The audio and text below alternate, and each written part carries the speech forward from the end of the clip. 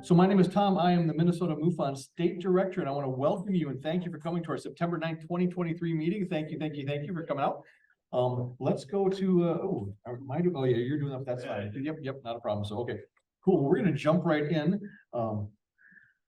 Our September 9th meeting was sponsored by Christine and Michelle Gates. They both sent in a couple good-sized donations a few months ago to sponsor that meeting. And actually what they're sponsoring is they're sponsoring the Zoom portion of this meeting. So they're helping pay for the Zoom so that we can send our meetings out to people who can't be here in person.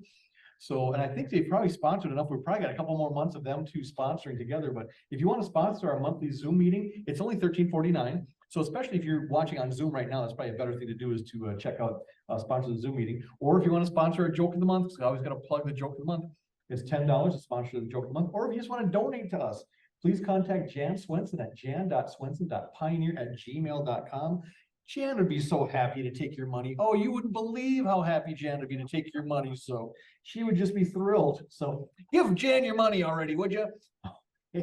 So we still need your donations to bring our programming every month. So MUFON members, it's $5 donation as we request for you. And if you're a guest, it's a $7 donation to continue to support Minnesota MUFON and our fine programming. Again, you can contact our treasurer, Jan Swenson at jan.swenson.pioneer@gmail.com. And we accept PayPal, Zelle, credit cards, personal checks, and cash. And as always, your kindness is appreciated. So why would I mention some of those things? Because some people, like I myself, I pay in advance. So I send her, I think I do some money transfer for a full year in advance. So if you want to pay in advance, you can do that. We can track that. So it makes it easy. So you don't have to worry about, being here at the door. Did you pay? Did you not pay? All that fun stuff. We can get you taken care of that way too. So, and truly your kindness is appreciated. And of course, we started this last month. Bring a friend to Minnesota MUFON. So we've got a program called Bring a Friend. Your friend can attend one of our meetings without the need to donate. That's right.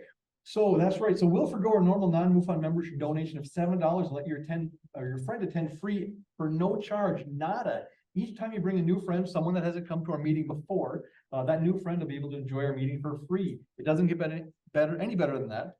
Of course, their second time, we'd like them to donate the second time, but you bring a friend their first time, they don't have to pay at all. We just love to have them here and enjoy this. Bring a friend. We'd love to have your friend. And I'm going to talk about friends in a minute because something cool has happened. So me, the state director, so I can be heard at 95 KQDS radio in Duluth on the third Thursday of every month.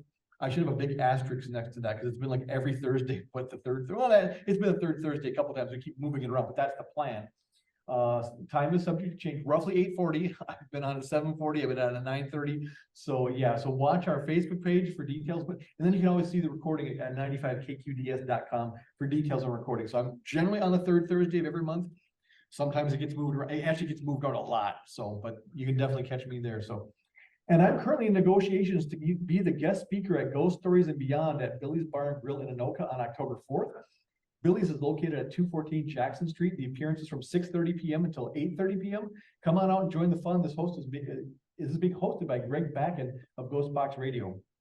You may recall I was on the Ghost Box Radio show about a month ago or so, and he has this in-person event that he does every month, and so he invited me to be the guest speaker. So if you want to come and check that out, we'd certainly love to have you there. We don't have it finalized yet, but it's projecting that's what we're probably going to do.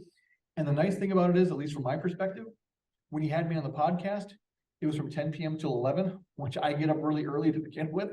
So 6:30 to 8:30 is a great time for me because I get up early. And so till 11 I did it, but it was not my favorite thing to do. So come on out and catch me on the radio at 95 KQDS, or come on down to Billy's Bar and Grill in Anoka on October 4th from 6:30 to 8:30. And watch the Facebook page, because if we get it confirmed, I'll be posting that on the Facebook page. Attention all field investigators, it's always a great day to log on to MUFON University. And that could be Teri, if Teri's not mute. Teri, if you can mute yourself, because I made her a co-host as well. So you can always check your dashboard, read about MUFON University, take Astronomy 101, explore Field Investigator Training, take Professional Development, MUFON Leadership Style Assessments, Presentation Design 101, Public Speaking 101, Space Exploration 101, Technology, Computers, Software Applications, and more. And right now they are in the process of updating MUFON University. So if you try to go in now, you may get in, you may not get in, but they're like updating all the stuff. So they're going to have new programming and stuff in there. So it should be really cool. So if you're a field investigator, make sure you keep in mind MUFON University. So we want to get you in there. So MUFON educates the public. So do you know a group that would enjoy a presentation from Minnesota MUFON? This could be a church group, could be a book club, a Lions Club, a Benefactors Club, Rotary Club, Science Club, Social Clubs, Knights of Columbus, schools, Boy Scouts or Girl Scouts or others, Minnesota MUFON would love to do a presentation for them. And we would customize it to what they want. We did, Mike and I did a presentation a couple of years ago down in Edina, I think, or Eden Prairie. And it was for, might have been Rotary or Lions Club. Mike, do you recall if it was Rotary or Lions Club? It was Eden Prairie and with Lions Club. Look at Mike, Eden Prairie Lions Club. He's got his facts down. Mike knows the facts. And maybe I'm all off. Anyway, so we're going to trust Mike anyways on that. So yeah, and they said we want to know some stuff about UFOs in this area. So I did a custom presentation talking about UFOs, went into the MUFON database, pulled stuff from there, made it just for them. But it could be a presentation on the history of MUFON, could be what's it like to be a field investigator, and what's that about, could be about UFOs in Minnesota, could be anything. We'll be happy to customize a presentation for your group if they are interested. And of course, we would love you to become a MUFON member. I'm going to talk about that in a minute too, because that's what I alluded to earlier. So our basic membership is $589 per month or $59.88 per year. Our enhanced is $999 per month or $119.88 per year. And our VIP is at $299.88 per year. And those prices should also almost have asterisks by them, because those are the prices if you get the electronic journal. If you want the hard copy journal, they add on an additional $29 per year. So that's the membership prices with the electronic journal. And those are some of the benefits. You can go to MUFON.com and for membership and check out all the different membership options. And actually, I think we learned at the symposium in the past 8 months, I think MUFON gained like 1,000 new members, which is great. The past 8 months, 1,000 new members. The interesting thing is the VIP membership is the one that people pick most. The VIP membership. Me, I would probably have gone with the basic or the enhanced. But the most people who are joining right now are picking the VIP membership. It was actually really cool because you do get a lot of cool stuff. You get the MUFON hat, not like this one, but you can get a MUFON hat and a MUFON shirt, MUFON travel tumbler, so all sorts of cool stuff. So, and I think you can also get access, even at the enhanced level, you get access to the symposium videos, and I think you get all access to MUFON video archives. So yeah, very cool stuff. So if you're not a member, please join and check out our different membership opportunities. And of course, like I said, our journal, this is our current journal. This is the September journal, Triangular UFO over Lincoln, Nebraska, the Unasked Questions and Walking a Mile in Alien Shoes. So that's what the current journal looks like. And when I first joined, I was getting the journal and they were all black and white, which they weren't bad, but these are nice, all full color journals. They look really nice. I'm actually really impressed by them. So much, not that the old journals didn't have good info, but this is just a really nice upgrade, nice view, nice presentation. So something you can put on your coffee table when your guests come over and they'll go, oh, hey, what's that? Tell me about that. So, okay, so our September sky watch is our monthly sky watch. So on the 4th, there was a close approach of the moon and Jupiter. Now coming up on the 12th, comet Nishimura will make its closest approach to Earth at a distance of about 0.84 AU. So AU stands for astronomical unit. So an astronomical unit is basically the distance from Earth to the sun. And if you know anything about astronomy, the distance from the Earth to the sun changes throughout the year. So it's not a real accurate unit to measure, but it gives you a ballpark. So it's going to be about 0.84 AUs away. There'll be a new moon on September 15th. September 19th, Neptune is at opposition, visible only through a powerful telescope. So you've got a powerful telescope, you want to see Neptune. And I think, we've been pretty good with having cloudless nights, so you could see it. So on the 22nd, Mercury is at its longest elongation. On the 23rd is the equinox, 6:43 Universal Time. Nearly equal amounts of day and night, autumnal equinox in the northern hemisphere. So the full moon, equal amounts of day and night. You know what that means? That means the nights are getting to get longer and longer and longer. So if you want the longer days, it's coming to an end, folks. It's coming to an end. I hate to be the bearer of bad news, but it's coming to an end. September 29th, we get the full moon. It's a super moon at 9:59, known as the harvest moon or corn moon in early native tradition. So this comes with your MUFON journal, but I always like to share it with people so you can have that information if you're into sky watching and things. So, and to explore the various MUFON membership opportunities and to become a MUFON member, go to MUFON.com/join or MUFON.com, and there's a join button either way. It'll get you to talk about the different membership packages available to you. And so this is not MUFON related. This is a magazine I picked up, I think, at a Target, Complete Guide to Unsolved Mysteries. So it's got Roswell in there. It's got, let's see, that might be the only UFO, Bermuda Triangle. So it's not a MUFON thing, but I thought this was something of interest that you might be interested in knowing about. It's on, they say they should display it till October 23rd, but of course, if they run out before that, it won't be there. So if you're interested in this, go ahead and check it out. This is one of those magazines that they have with no advertisements in it, so it's a little more expensive. I think it's like about 14 or 15 bucks. So if that's something that you're interested in, like I said, I think I picked mine up at Target. So, but yeah, you can go ahead and check that out. It's due to be on the racks till about close to the end of October. And are you a Minnesota MUFON member? Are you interested in participating in Minnesota MUFON in a bigger way? Or if you're not a member, you can join. You can join. I can tell you how. Are you interested in working closer with the Minnesota MUFON leadership? You have some technology experience, or would you like some? We can give you some technology experience. And are you a people person? So Minnesota MUFON is looking for a few volunteers to support us with various tasks. You can help make Minnesota MUFON an even better chapter. So interested parties can speak to me or email me at mufoncom@epcoachtom.com for more details. Minnesota MUFON Symposium. So we've been talking all year about we have a fund set aside to send someone to the symposium. Well, we had the symposium this past month. So here's a breakdown of everything that happened. So the final numbers, the registration was 279. The Field Investigator Training was 99 for a total of 378.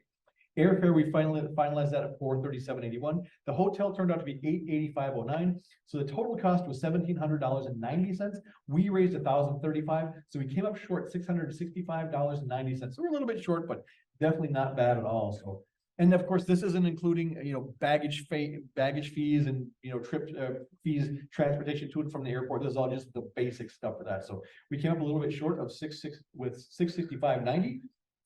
But of course, we want to thank everyone who contributed to the symposium fund this past year. So who contributed to the fund? I contributed to the fund. Our speaker today, Teri Lynge-Kehl, she contributed to the fund, as did Anna Scott. Lou Grube, Lou's in the back here, he contributed to the fund. The Minnesota MUFON Board of Directors contributed. Bill Auden, Bill's back here too, he contributed, as did Christine. Christine's watching online. Hello, Christine. Thank you for that. Bill McNeff contributed, as did Joel Henry. So these are all the people that contributed to our symposium fund for 2023. Let's give them a big round of applause for the donations fund. And we're accepting donations for the 2024 symposium at any time. So you can start whenever you choose to. Never too soon. So the symposium fund, so like MUFON requires chapter representation at the symposium. So we've got a fund for that. So again, if you want to donate to that fund, you can contact Jan Swenson at jan.swenson.pioneer@gmail.com. And again, we appreciate your donations. So the July financials. Now, last month I told you I had some questions about the financials, so I didn't give you the financials. Now I got everything cleared up, so I believe these are good, solid numbers. So I'm gonna share them with you this time. So in July, this room cost us $168.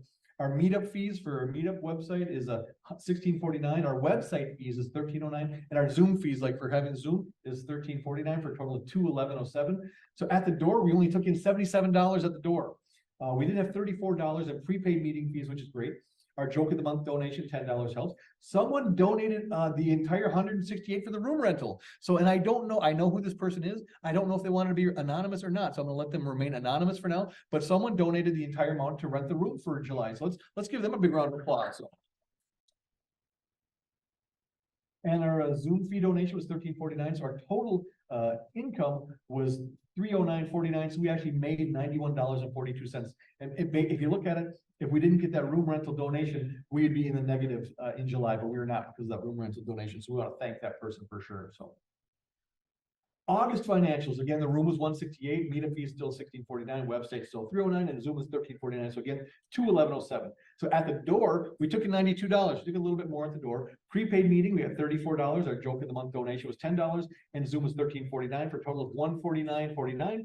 So we came up short. We lost $61.58 having this meeting last month. So not a huge loss, but of course that loss over time would just accumulate. So that's not a good thing. So, but of course we want to thank everyone that did donate and did pay for the prepaid and at the door income. So thank you all for that. So, oh man, someone needs to mute their phone. I think that's someone in me.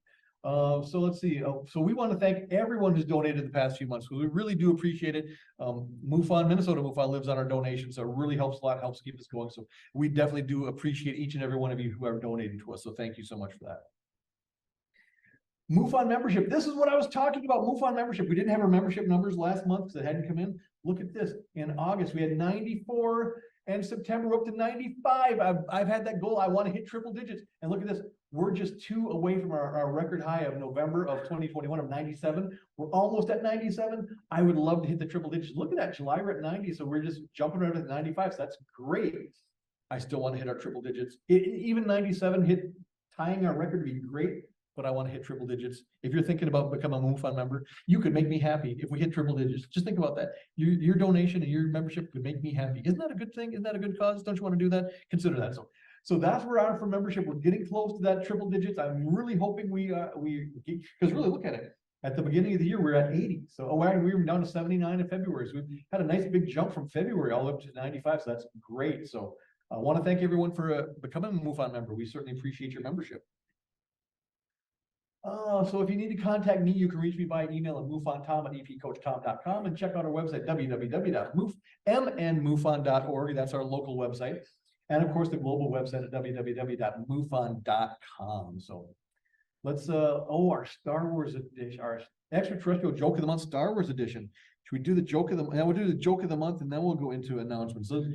So everybody ready for our joke of the month? Get your thinking caps on. Joke of the month, joke of the month. It's coming up. It is sponsored by MUFON 2024. Shh, that's classified. Takes place on March 8th through the 10th, 2023 at the Hilton Minneapolis St. Paul Airport Mall of America. 3800 American Boulevard East in Bloomington, Minnesota, 55425. But keep a lid on that.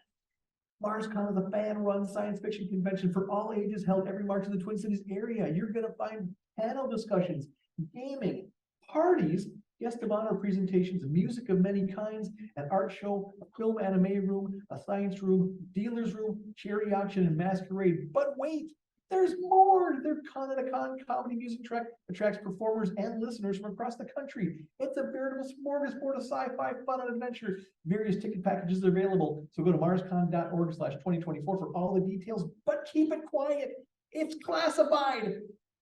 I actually made it to MarsCon this year too. I met the woman who's currently playing R2-D2, which was very cool.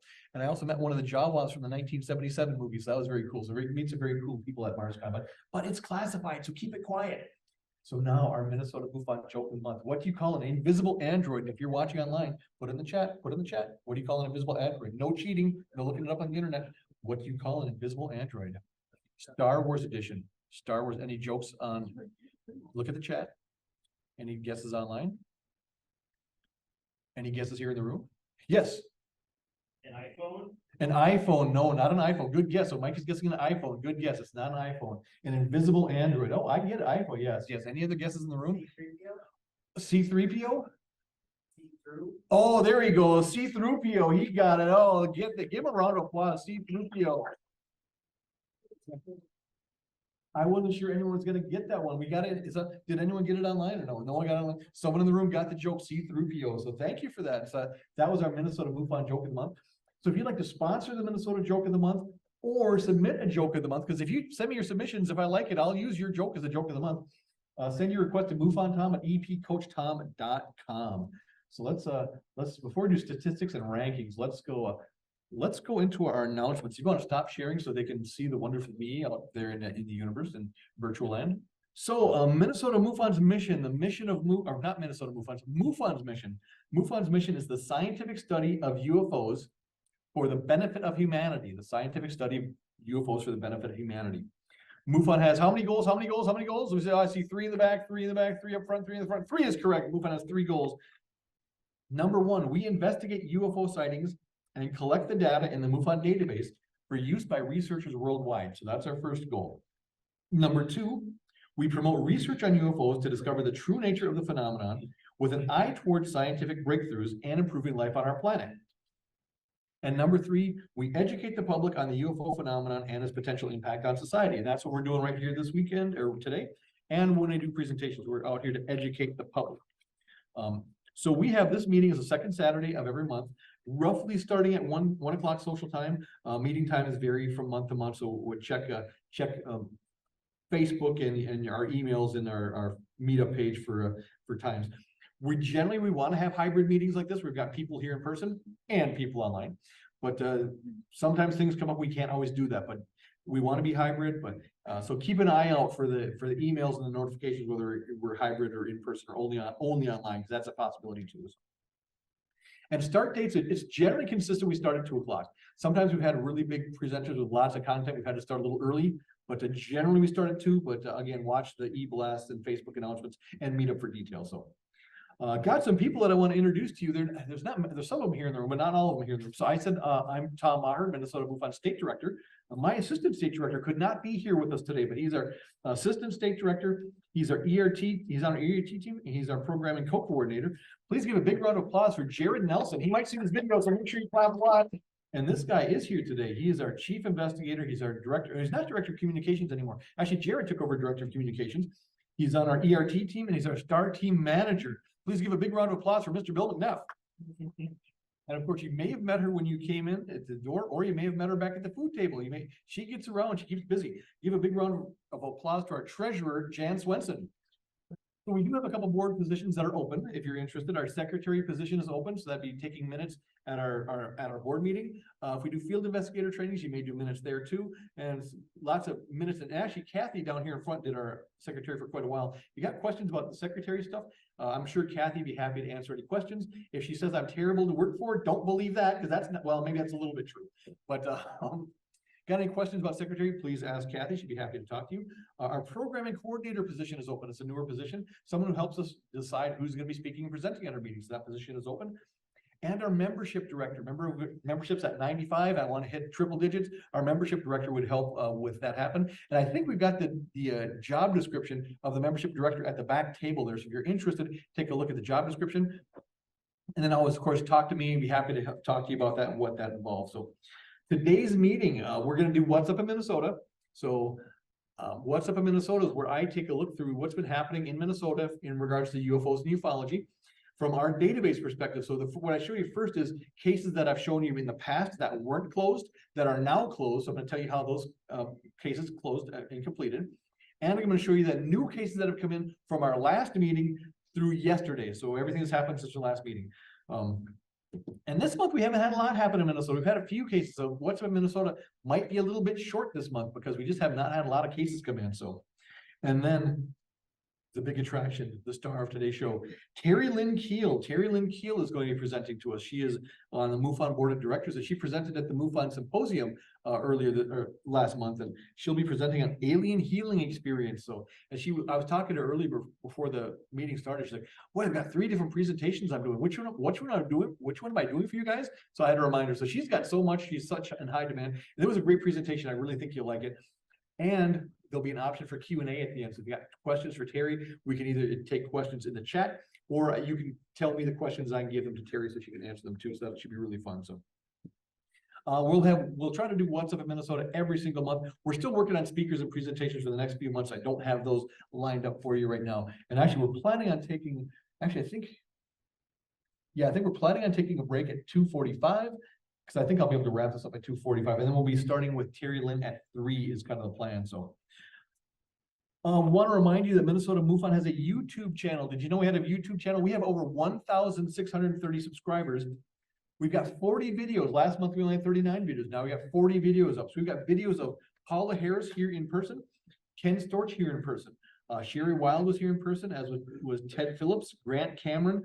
We have Minnesota MUFON members Joe Swenson, Craig Lang, an experiencer panel, and lots of others. So if you like UFO stuff, you like Minnesota MUFON, want more Minnesota MUFON, go to our YouTube channel, click the like button, click the notification bell, so every time Jared posts a new video, you'll know it, and click our subscribe button so you subscribe to our channel. Because if we can get enough subscribers, then we can start generating money from YouTube. But we're kind of far away from that. I think you need at least 10,000 subscribers or something like that. So because they upped the number, it was lower, but so we want you to subscribe.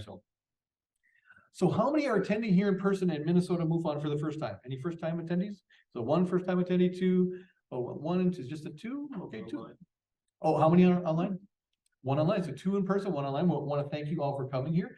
So, so for the people who are attending here for the first time, if you're comfortable with it, I'd like to invite you to stand, tell us your name, how you heard about us, and why you're here today. Don't feel pressured to, but would you like to introduce yourself right here? Okay, if you want to unmute, Ruben, sure. Oh, yeah, sure. Introduce myself, is that it? Yep, yeah. Introduce yourself, how you heard about us, and thank you for coming. Go ahead. Okay, well, I've followed the UFO things, been following them for a long time. I've traveled all over the world. I've only seen UFOs twice, and the view wasn't very clear. And the only question in my mind is why they haven't contacted us more. So I absolutely assume that 15 zillion civilizations are visiting us, and for some reason they haven't decided we're worth that much, I guess, because they haven't stopped and talked. But I'm hoping that I always send vibes that I would like to communicate. So Cool. Thank you very much. And that's interesting. The UFO, you said it was a little hard to see or fuzzy like that. It's funny because both UFOs and Bigfoot, they like to hang out in areas of the world that are out of focus. You find those out of focus parts of the world, and that's where you usually find them. So for whatever reason, so why they do that, I don't know. So our stats. So these are rankings. This is global stuff. So we're getting global. I pulled these numbers after midnight last night, so they're pretty current. So MUFON's global rankings from August 12th through September 8th, there were 792 reports. So if you've been a regular MUFON attendee, you know that's a little bit lower, usually a little bit closer to 1,000. So that's a little bit low. The United States had 647 reports. The United Kingdom had 41, Canada 34, France had 17, going all the way down to Puerto Rico, Romania, Slovenia, and Ukraine, each having 1 for a total of 792. But yeah, that's a lot of different countries, represented here with their reports. So that's the breakdown. So. And MUFON's ranking by state. So California had 61, Texas had 43, Florida had 34, Ohio had 31, Arizona had 28, New York 26, same date range, the 12th through the 8th, Pennsylvania 28, Michigan at 22. Look at us, we're down here. We had 4. So that's actually pretty low for us. We're usually at about 6 to 8 a month. Sometimes we get about 10 on a busy month, but 4 is very unusual. I would expect 4. When we get 4, it's usually like February or March when it's really cold and people aren't outside that much. So it's been great weather. So just have 4 in the past month is unusual, but that's what we got. So when we get to what's up in Minnesota, I'm going to show you those 4 new cases. And the thing is, none of them are ERT cases. So you get to see all 4 of them. And I'll talk about what ERT means a little bit later. So MUFON shapes reported. This is always interesting. 137 circles, 102 spheres, 66 were unknown, 54 were star-like, 50 triangles, going all the way down. So you get down, we had 7 chevrons, 7 flashes, 3 blimps, 1 Saturn-like, and 1 cone. So that's very interesting. And then, of course, well, that's what popular in the news lately. Tic Tacs, 24. We've seen 24 Tic Tacs lately. So, which is interesting because if you think about Tic Tac and cigars and cylinder, those are actually very similar shapes. A Tic Tac, a cigar, and a cylinder are all very similar shapes. So yeah, interesting. Those are right there. So, and one of my most favorite reports, the distance stats. We had 94 reports from less than 100 feet away. 93 were 101 feet to 500 feet. 146 were 501 feet to a mile. 155 were over a mile. 140 were unknown, and 26 had no value at all. And then this is the part I love. 18 landings, hoverings, or takeoffs reported, and 23 entities observed. 23 entities observed. So we've had 23 entities observed. I'm kind of curious about that. How many in this room or even online, how many of you have heard of 23 entities observed in your news lately? Anyone hear 23 entities observed in there? Anyone hear that? Anyone catch a news story? I didn't either. And see, 23, that's kind of a low number. What I normally see for this amount of time, we see about mid-30s. So Minnesota MUFON's sightings were down, and the entities are down too, and the landings are all kind of down, which is kind of interesting. But so when I say that too, I wanted you to keep in mind that this is something that's happening every month. People are seeing this stuff every month, and you're not hearing about it on the news. The news is not sharing this with you for whatever reason. I can't tell you what it is, but it's not being shared there. So this is something where people are, and when you get to the entities too, you'll hear. They call themselves skeptics. Generally, when someone tells me they're a UFO skeptic and I talk to them, I feel they're more of a cynic than a skeptic. But they'll say stuff like, well, it was Venus. Well, it was swamp gas. Well, it was this, it was that. When you've got something standing in front of you, it's 3 or 4 feet tall and it's moving its arms, I don't buy that that's Venus. I don't buy that that's swamp gas. It's a different phenomenon going on here. Now, granted, there are some mistakes. There are some misinterpretations. We sometimes get reports of things they think is one thing. It turns out it's not. But entities, it's a little bit harder to just write them off unless you want to say they're hoaxing us or flat out lying or something, which is a possibility. We do get some hoaxes, but yeah, so this is something that's happening regularly and your news is not telling you about it. So the CMS rankings information is available. It comes out every month on the 10th. So of course today is the 9th. So I don't have the current rankings. But what this is CMS is MUFON's case management system. That's the database we use where people report cases to us, and this ranks the chapters by state of who's doing the best.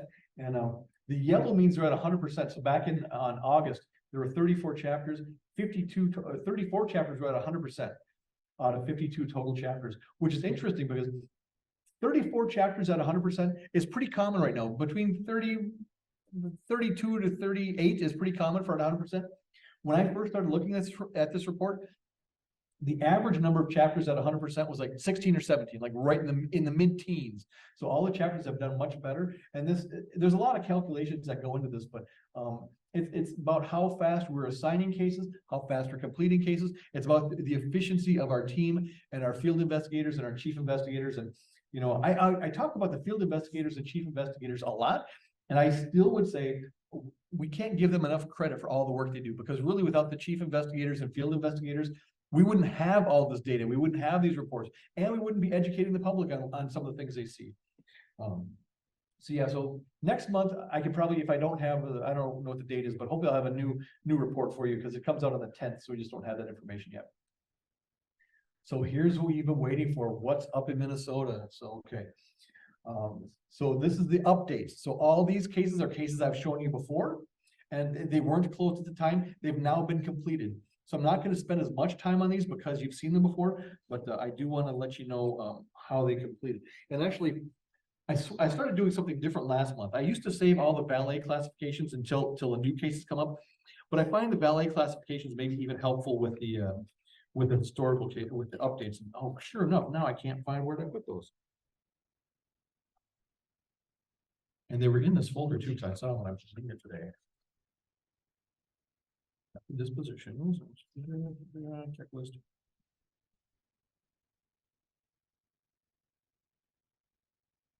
Well, I misplaced my valet classifications. I'm not sure where they are at because I don't see. Oh, here they are. Here they are. They're right down here with all my paperwork.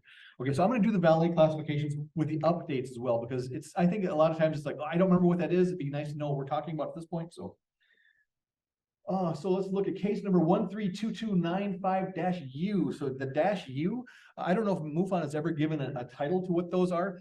I call them qualifiers. They used to not have those on cases, but now cases are having -U, I think it's -U, -EQ, -A, and -O. Is that right? No, yeah, A, yeah. So this tells us a little bit about what's going on in the case. So you could have one qualifier, or you can have all four qualifiers. So U stands for UFO, A stands for abduction, it's E. E stands for entity, and EQ stands for experience or questionnaire. And I'll talk about that when we get to the new cases. So this one is just a 132295-U. So there's a UFO involved. Took place on July 8th, 2023 at 10:01 p.m. They saw a large glowing white round spherical appeared and disappeared 3 times. Joel Henry was investigating this at the time, and he's now completed it. So let's take a look and see what Joel found out. So man-made objects. We checked this out for weather and other things. The best idea he can come up with is, due to the UFO being in a dim, non-moving object, is possibly a small aircraft traveling towards the witness with landing lights on at a distance, changing direction slightly to a few times, causing it to seem to disappear. So that is what Joel has determined. So thank you, Joel, for your work on that one. We certainly appreciate you. Case number 132526-U, again, the U for UFO, took place on July 15th of this year at 10:45 p.m. And glowing light with no sounds, the 2 glowing lights seem to be attached to the same flying object. Bill O was investigating this one. It was in progress at the time. Let's see what Bill determined on this one. Oh, remember this is one that kind of flew in this very strange pattern. And this was actually submitted by the witness to give us an idea of where the path he believes, basically, this is the right location and the general path he believes that the object flew. So see, and so there's the picture of the object. So we're an unknown UAV. So unknown UAV. So UAV stands for unidentified aerial vehicle. So what you would really think of as a UFO. Everyone thinks UFO is aliens. So that's not necessarily aliens, but it is an unknown aerial vehicle. So the witness was driving on highway, observed 2 lights sitting about 1,000 feet up, not moving. The lights were part of an object about the size of his truck and making no noise. It then started moving, and the 2 lights started blinking. One had a red tinge to it. Since it made no noise, it was not a helicopter or plane. It moved too fast to be a balloon. It did move in the direction of a small airport nearby when it left. It also made some sharp turns, which meant it was not a balloon. The video he took of it was very good and shows that it exists, but you could not tell what it was. The object was a UFO, but from where it could not be determined. So thank you, Bill, for that. And Bill is here. Bill, do you want to comment in this case at all, or? Film I thought was good, and but it made no noise. And I mean, he got out of his truck and listened for it. It made no noise. Cool. But he came around and, but those blinking lights, you don't see that too often on a UFO of any type. Right, yep. But there was the wrong type for an airplane navigation light, Yep. so kind of baffling. Yeah, cool. Thank you for your work on that. Case number 132800-U took place on November 21st of 2022. Lake Superior, one lake separated, two going different directions. Yeah, this is the one who was with husband and wife, no, co-workers, witnessed the same light on the other night, making a question mark movement before disappearing. So Steve Hero was working on this. Let's see what Steve found out. So unknown others. So witnesses. Let's talk about this. So the definition of an unknown other. So I want to pull up the definition so you can hear what that is. So we define an unknown other as the category should be used for unknown objects that don't appear to be any type of aerial vehicle. Examples would be orbs, odd moving lights near the ground, strange floating objects, a strange opening in the sky, etc. A witness seemed very credible, was eager to relay the report. He was curious as to what he saw, and that's why I was immediately checked a flight radar website for confirmation, which showed nothing in the airspace at that time.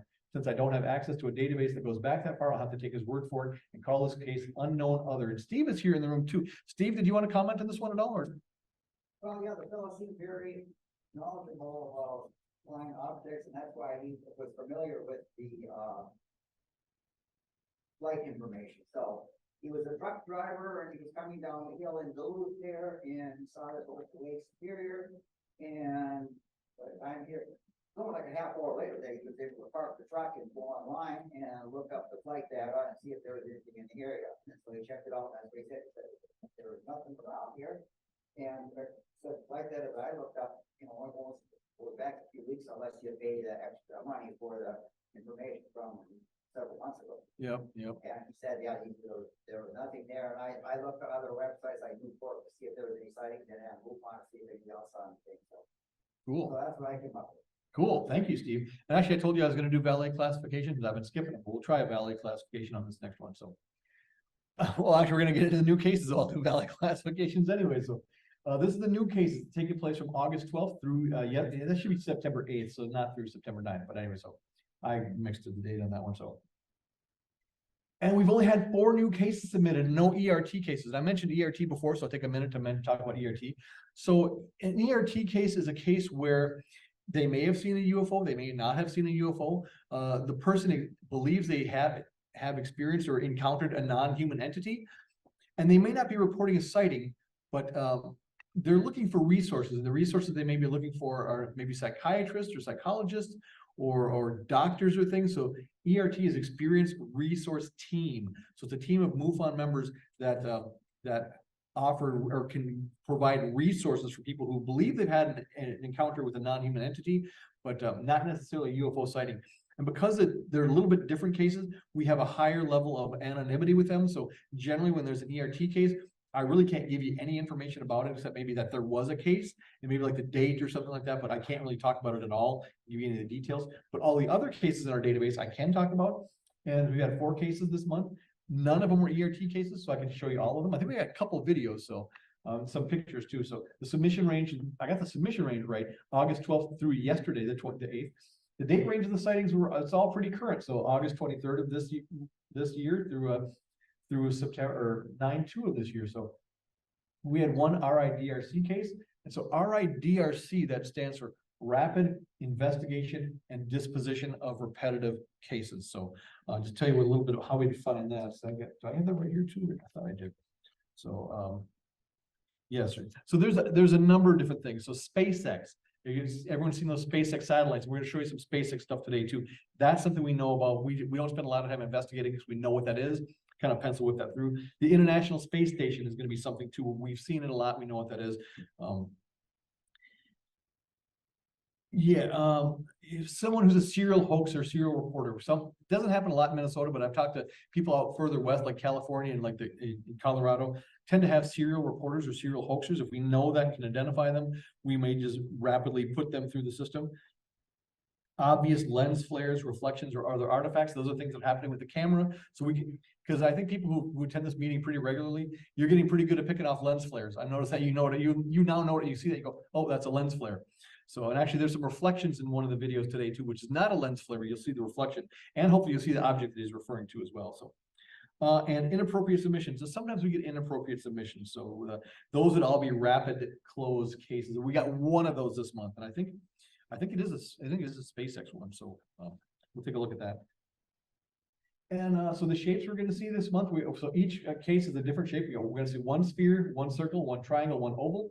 Ballet classification. So when MUFON started, MUFON's roots go all the way back to Project Blue Book, and J. Allen Hynek was the civilian consultant to Project Blue Book, and his mentee was Jacques Vallée. So when they're gathering all this data as a scientist, and you gather all this kind of data, you want to start categorizing things in different ways. So they were categorizing the data, and they called them Vallée classifications. So there's 4 different categories of Vallée classifications. There's the ANs, which stands for anomaly. There's FBs, which stand for flybys. There's CEs, which stands for close encounters, and there's MAs, which stand for maneuvers. And I'm taking it for granted everybody's heard of the movie Close Encounters of the Third Kind. Have you ever heard of that? That's a Vallée classification. So if you've heard of Close Encounters of the Third Kind, you already know a Vallée classification. So all those categories, anomalies, flybys, maneuvers, and close encounters, they have a first kind, a second kind, a third kind, a fourth kind, and a fifth kind. And real briefly too, if you're kind of into MUFON or ufology, there are other organizations and other persons that have really latched onto the CE5, and their definition of CE5 is different from ours. And some people even go as far as like CE7 or CE8, which is, I guess that's fine if that's what they want to do.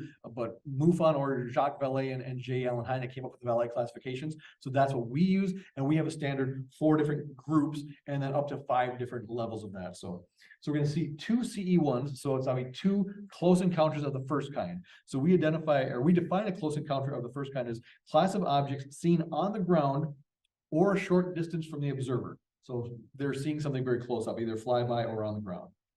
The other ones is 2 FB1, so 2 flybys of the first kind, 2 flybys of the first kind. So we define a flyby of the first kind as a sighting of a UFO flying by in the sky. It's the category most frequently reported, and today it's 50% of the cases. So let's get into those cases and see what we got.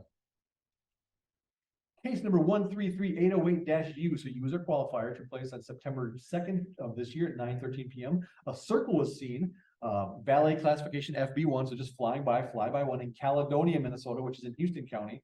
And honestly, I couldn't tell you where Caledonia or Houston is, but if you know, good for you.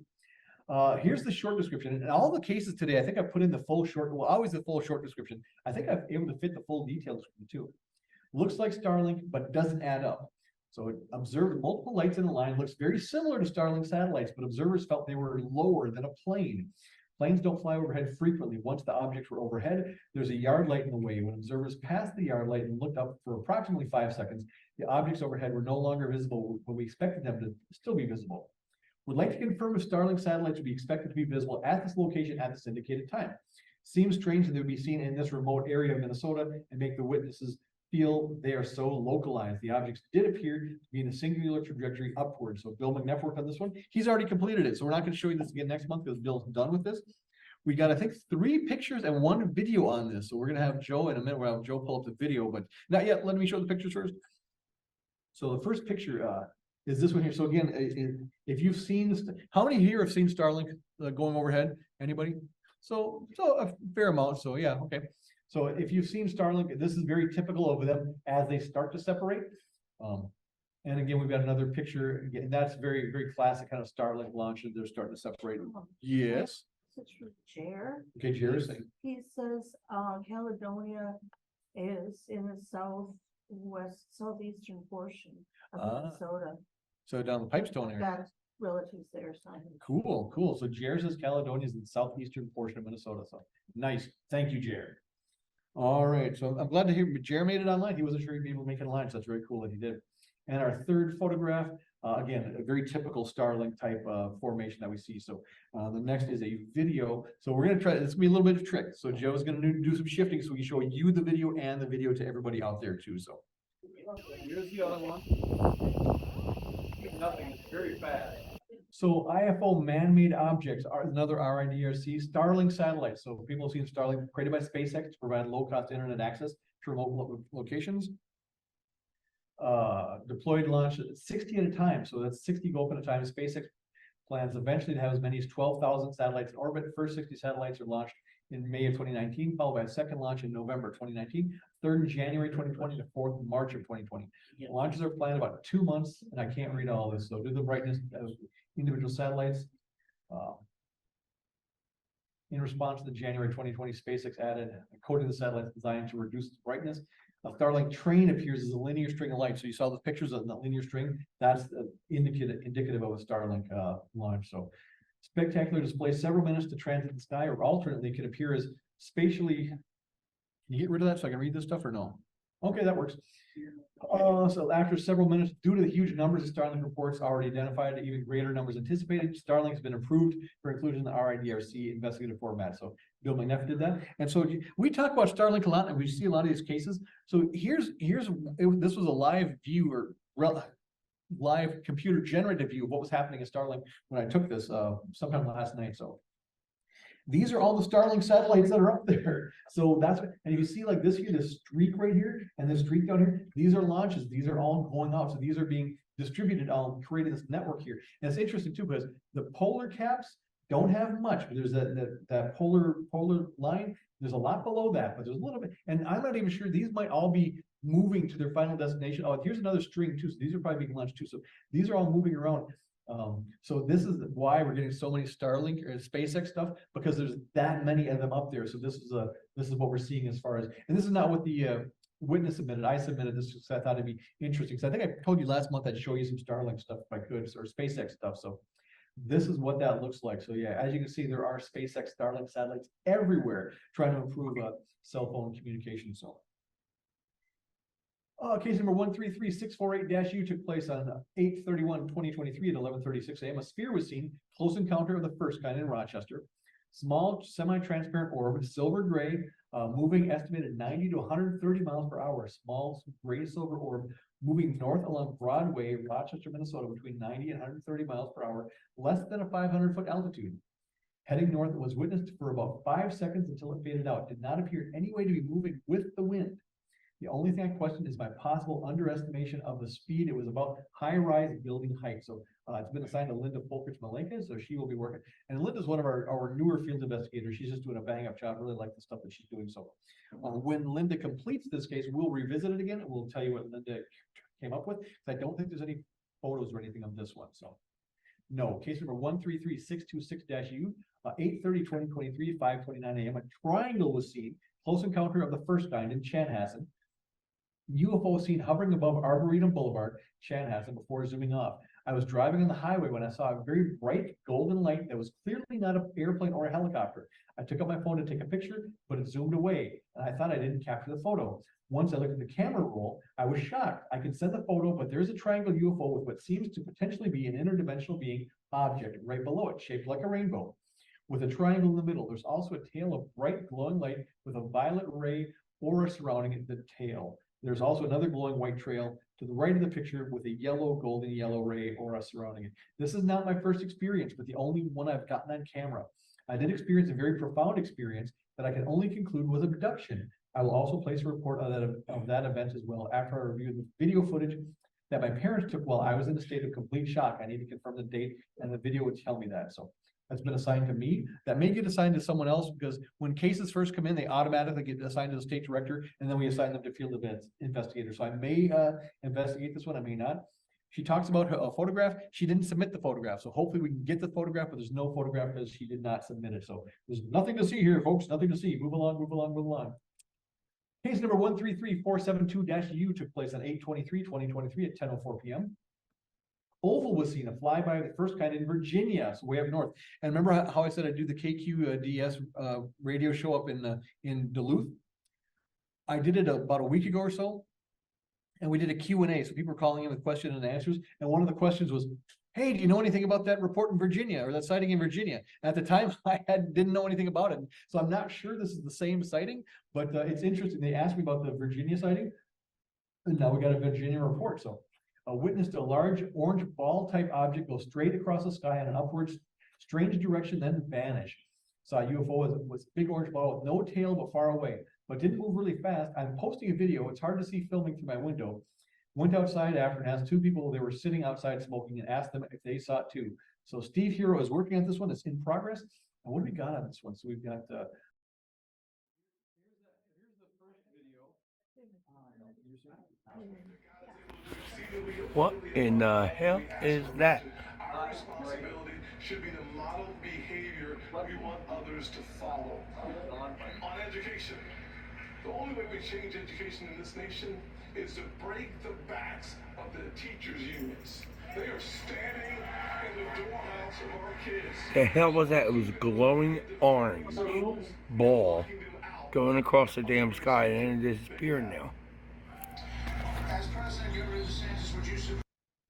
But Steve is here in person. Steve, do you have any comment on this case so far or no? That's good.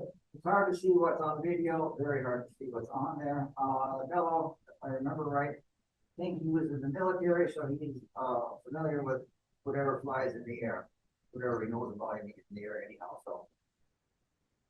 That's about all I can tell you right now. Cool. So thank you very much. And once this is completed, we'll revisit this one again. And he said there was no plane or anything that there was seen before. No plane or anything he's seen before. So all right. So and that's what's up in Minnesota. So that's it for this month. And we're sort of a little bit late. So we'll take our break now. We'll have Teri Lynge-Kehl. I think Teri's on there listening. Teri, we're going to take a 15-minute break. We'll be back at 3:15. So for people here in the room or online, I'll try to show you the videos too during the break if you want to. If not, feel free to, take a break, grab snacks, whatever. We'll be back at 3:15 with Teri Lynge-Kehl. Welcome back to part 2 of our meeting. I had the opportunity to meet Teri Lynge-Kehl at the MUFON Symposium this year. And I think I met her at the symposium last year too. So definitely very active in MUFON. So let me tell you a little bit about her. She's a MUFON member of the board of directors since 2016, as well as the director of membership.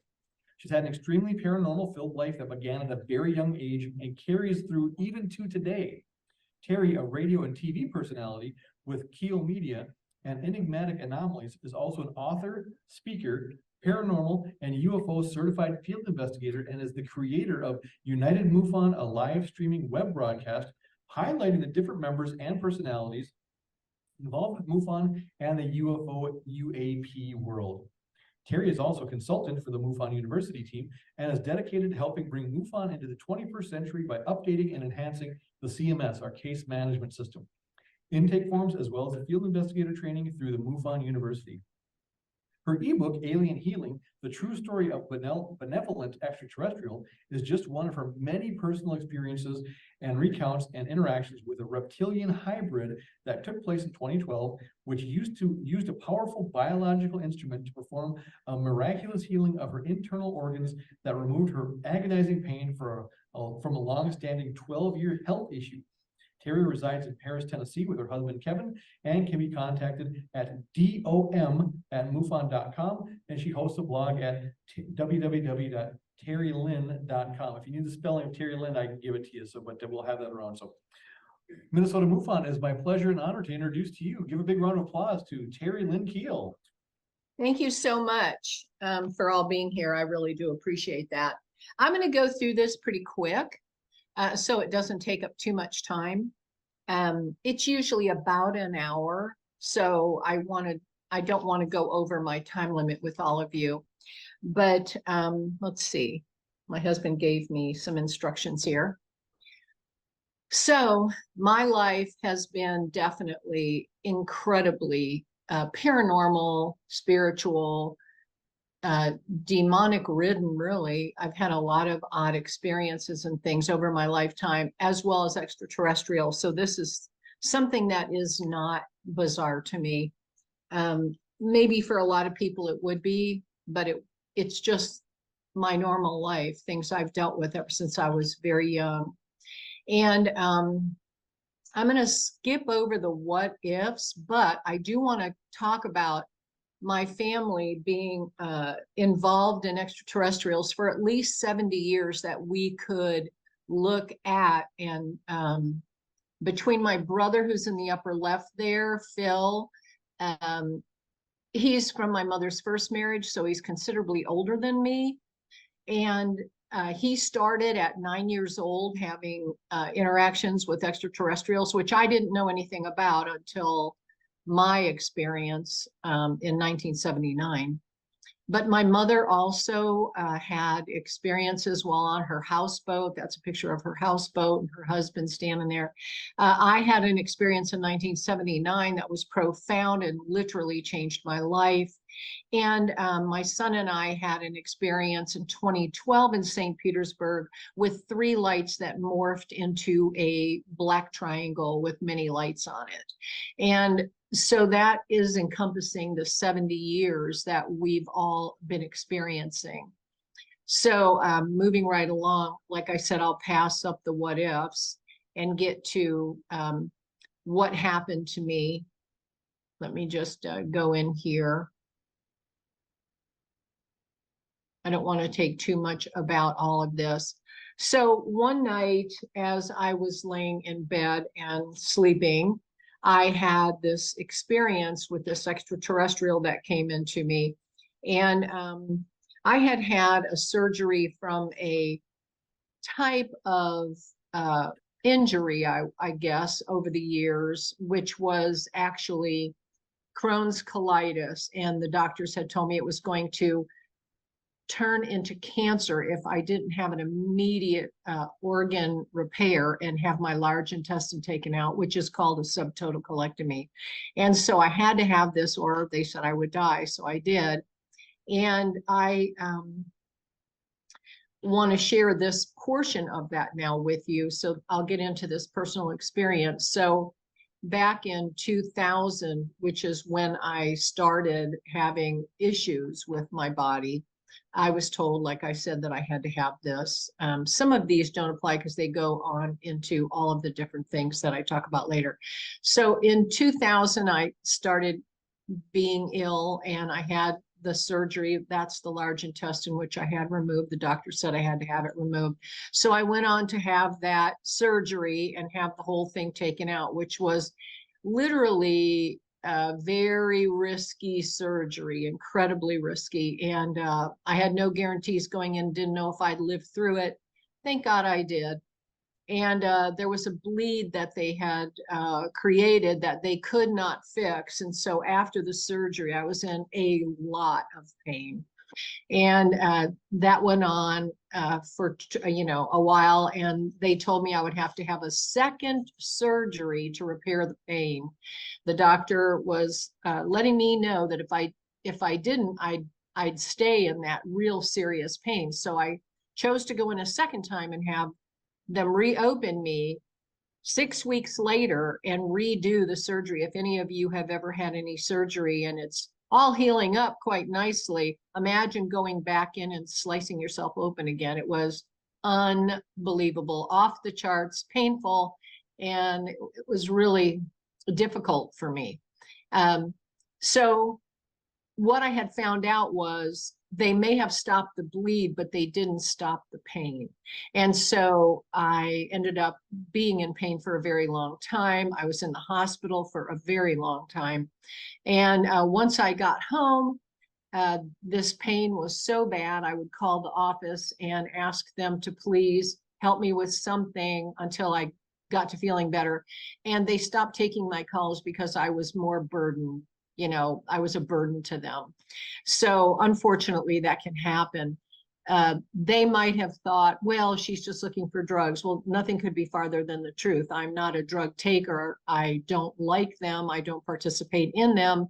I just needed to get out of pain. So I figured they'd labeled me because I couldn't get out of pain.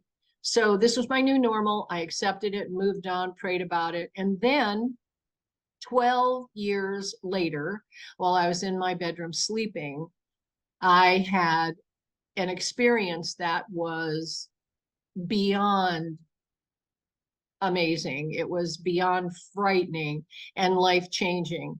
And I heard my name called and I looked, and this is, my husband did a few renditions of the reptilian that I saw that night as I turned over in the bed. And it was right there. It was 4 feet high. We also have a artist rendition in the upper right hand. I thought if I maybe would share it with somebody else, then they would be able to see what I was seeing. And when I shared it with the artist, and I paid quite a bit for that, rendition, I found out that it was almost identical to what I had told Kevin, and he kind of got the same thing. But trust me when I tell you, unless you've seen it with your own 2 eyes, you just can't make something and allow somebody to see it with what you're seeing in your mind. This is the closest thing. And I thought maybe I'm just no good at sharing what I'm trying to share. I told him it had big jowls. It had the red and the black around the eyes. I told him that it had many, many different colors, and that it had these small little hairs on the end of the scales that I was seeing. And in the upper left-hand corner, the coloring of this thing was amazing. It had those colors in it, not exactly like that, but then, that is somebody's rendition of what I'm trying to tell them. And this one showed the different little hairs. We tried to put that on there so that you could see. He was very frightening. And as I was looking at him, I was trying not to look right in his eyes because it was overwhelmingly fearful. It's hard for me to put into words what I was actually feeling, because there were so many emotions all climaxing in my head at the same time. One of pure fear, one of what the heck is that, trying to wrap your mind around it, and then wondering, why is this even happening? I mean, there's so much that comes to your mind, and your eyes are trying to focus on what is that. It takes, the major part of your mind trying to focus on this. And that was, I just couldn't. I literally, the terminology is I could not wrap my mind around that. So it was pretty frightening. I rolled over when I had heard him call my name, and I froze. And once that happened, I was looking at him, and I was very much engrossed in all these scales and the tiny hairs, and looking at this. I was looking for a mouth. I was looking for a snout. Nothing. There was nothing there. No ears. So different than anything that I had ever seen. And I was looking for something normal, and there was nothing normal about this. Nothing at all. And so I finally did look up into his eyes, and he was looking at me just like I was looking at him, which was beyond frightening, really, really scared me. And I noticed at that point that there was something in his hand. And that was probably, again, another fearful moment that I was trying to understand and deal with. And I really was having a very hard time doing that, because in his hand was what you see on the left. That's kind of a recreation of somewhat of what it looked like. And the coiled and fern-like there shows you that what I'm about to tell you was, this thing was not like any surgical instrument. It was moving. It was biologically alive. These were a Y at the end of, or I should say a V attached to the end of like a Y, so you'd had something like that. And each piece was moving individually. And the shock of that, seeing something alive like that, like, what is he going to do with that? What in God's name is this? And it was, they were acting differently, almost like they were 2 completely separate components, but on one stem. And one was all curled up like that fern, like you see here. And the other one had a suction cup like you would see on the tentacle of a octopus. And I couldn't even, I just couldn't wrap my mind around it. Okay. It was that frightening. And I knew this was going to be a very frightening thing happening here. I could see that, what is he going to do with that, and he did use that on me. He spoke to me and simply said, be still. And when he did that, of course, I don't remember moving, but obviously in my fear, I had moved. I don't know, I don't know. There was no video going that night, so I can't even tell you what really did happen other than what I can remember of it. When he said, be still, I thought, well, I thought I was being still, but the fern part, as tiny as that was, they were very long. Let me just say that too. They were extremely long stems on this Y instrument, and curled up, that one seemed quite small. The other one was very long and just moving, and it attached to the outside of my body, and the small coiled fern-like was vaginally put in me, and it went right to where the pain was that I had been learning to live with in so many years, and it wrapped itself. And the only way I can describe it is it just went like this. In my mind's eye, I could see this thing wrapping, like it somehow was unwrapping and wrapping, and then it started this pressure. Once the pressure started, that was so scary to me, because I thought, oh my God, this thing hurt. And now I've got all this pressure. And then I started feeling heat, like some type of heat. And then I started feeling a hum, a vibration. So I had three things going on there that were happening all simultaneously while I'm staring at this piece that is on the outside of me. And I'm thinking to myself, what the heck? It just was too overwhelming to even try to understand.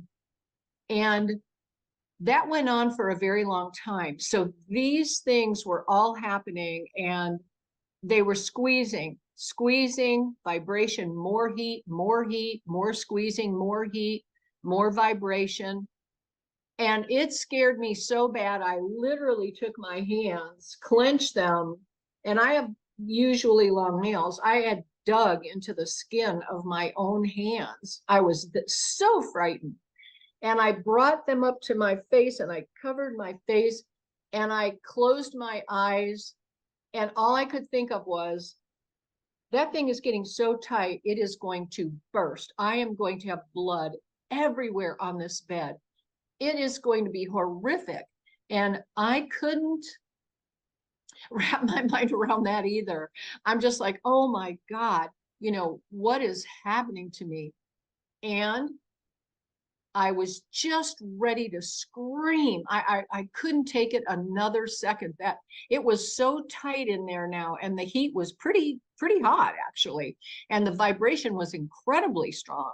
And I was just getting ready to scream, because I thought, I'm going to blow. My insides are going to blow.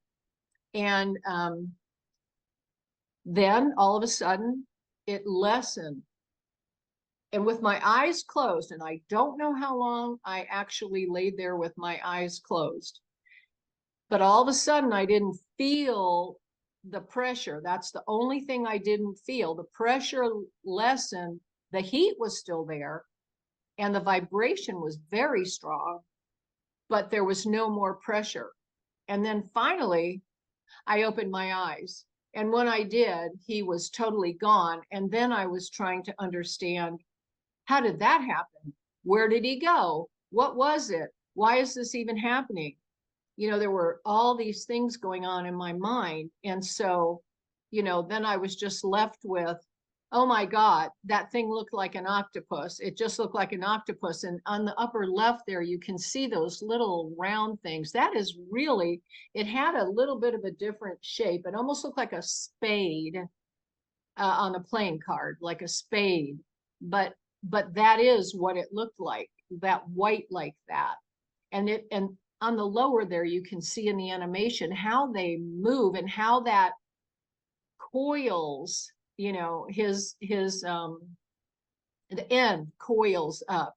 It's just so icky looking, so gross, and that's kind of how I felt about all that. This is just so freaking icky, it's nasty looking. And so I went through that. Of course, this is just saying be still. But after I went through that whole, experience, I laid there and I laid there and I could not get up. I couldn't bring myself to getting up. I still had the heat was going away a little, not completely, but the vibration was so strong. And I'm laying in bed after he had left, and it was almost like it was some type of extraterrestrial anesthesia or something. And I just literally laid there trying to, understand, what is this? Why is this still doing this? And I got up. Well, let me just say this. My husband was in bed sleeping with me. It had to be about 5:30. And as I laid there, his alarm went off, which was at about 6. He had to get up for work. I heard the alarm go off. I never woke him or told him about this. I'm not sure why I didn't, but I just felt like I couldn't relate. I couldn't talk. I couldn't share what had just happened to me. So I didn't. And when he left, I heard I heard him locking the door. He had taken a shower. He had gotten dressed. I heard all that. I still laid there. Then he went out to get into his truck to leave. I heard the keys in the door, locking the door, and I heard the truck start, and he drove away, and I still laid there. I could not physically move the way I thought I should just be jumping up now, and I just couldn't do it. So as I laid there, I think it finally was 9 o'clock, and I got up. So that's 3 hours. I just laid there. I didn't fall back asleep. I just kept waiting for that vibration to stop, and it never did. And so I got up and I called Kathy Martin. And I said, Kathy, oh my God. Now, Kathy was a very good friend of mine. She only lived 30 miles away from me. We used to spend the weekends together and do a lot of CE5s. And, a lot of us girls would hang out, including Denise and some of the girls in Florida. I was the ASD for Florida, and we were just all great friends. So it wasn't weird for me to call Kathy, since I'd, been her friend for like 6 years at this point, if not longer. And yeah, at least. And I just felt like, okay, let me call her. Let me tell her. I told her, and she was blown away. And she said, have you told Denise about this? And I said, no, I hadn't. So she said, hang up, call Denise, let Denise, know what just happened to you. They were both ERT. Of course, Kathy was the head of the ERT at that time. And so I called Denise. And again, Denise is a really good friend. So she said to me, well, Teri, my God, have you taken a swab? And I'm STAR team. I'm somebody that is on that team. I'm a certified field investigator. I'm an ASD, and I should know to do this, but nothing about how I was thinking was working. It was like I was not able to comprehend what I should be doing because I was so caught up in that vibration and the experience. And I think now, as I look back, I was functioning from a perspective of shock. I just hadn't been able to make it make sense. And she said to me, go get a swab and, get some form of proof that this happened.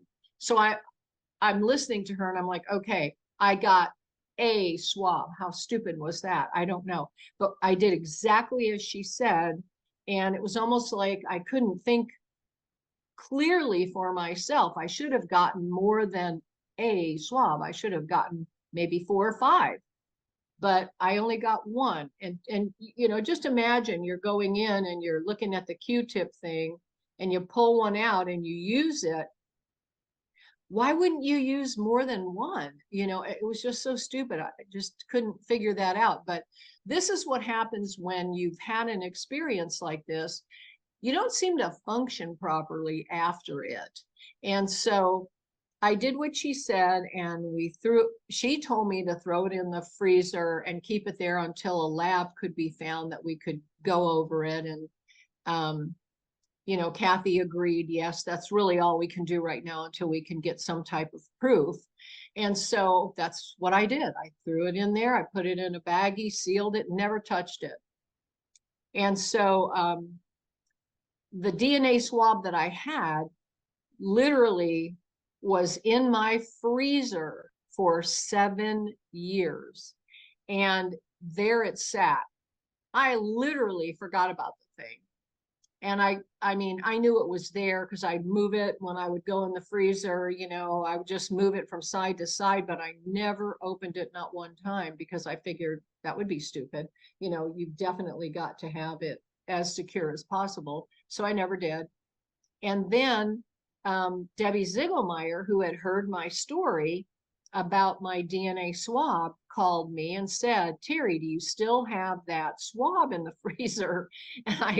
And I said, yes, actually I do.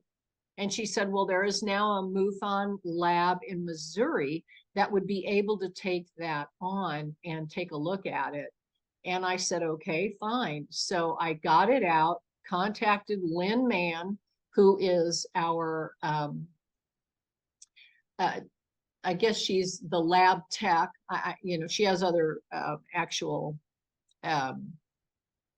she's chief laboratory analyst. That's what I couldn't remember without that slide. Good thing it's there.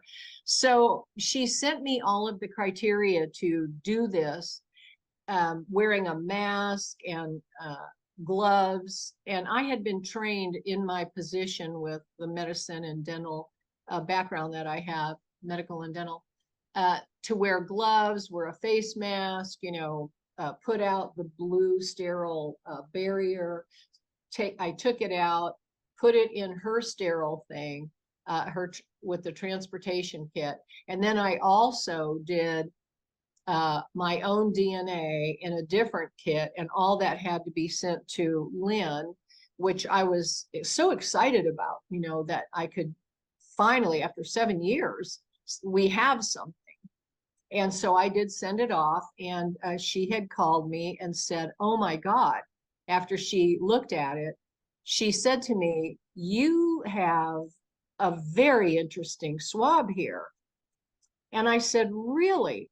And her thing was, Teri, this thing is loaded with red blood cells. It has so many red blood cells. And I said, really? After 7 years being frozen? And she was astounded. We were both astounded that it was in such good shape, having been frozen for 7 years. And so she asked me if she could cut it and do some additional work on the swab. And she did advise me that once cut, I wouldn't be able to reuse that portion of the swab. So, which I understood from my background, and I gave her the okay to do it. And she sent paperwork for legalities for me to sign off and all of this. And I sent them back to her. And she contacted me a few weeks later and said, this is an amazing swab.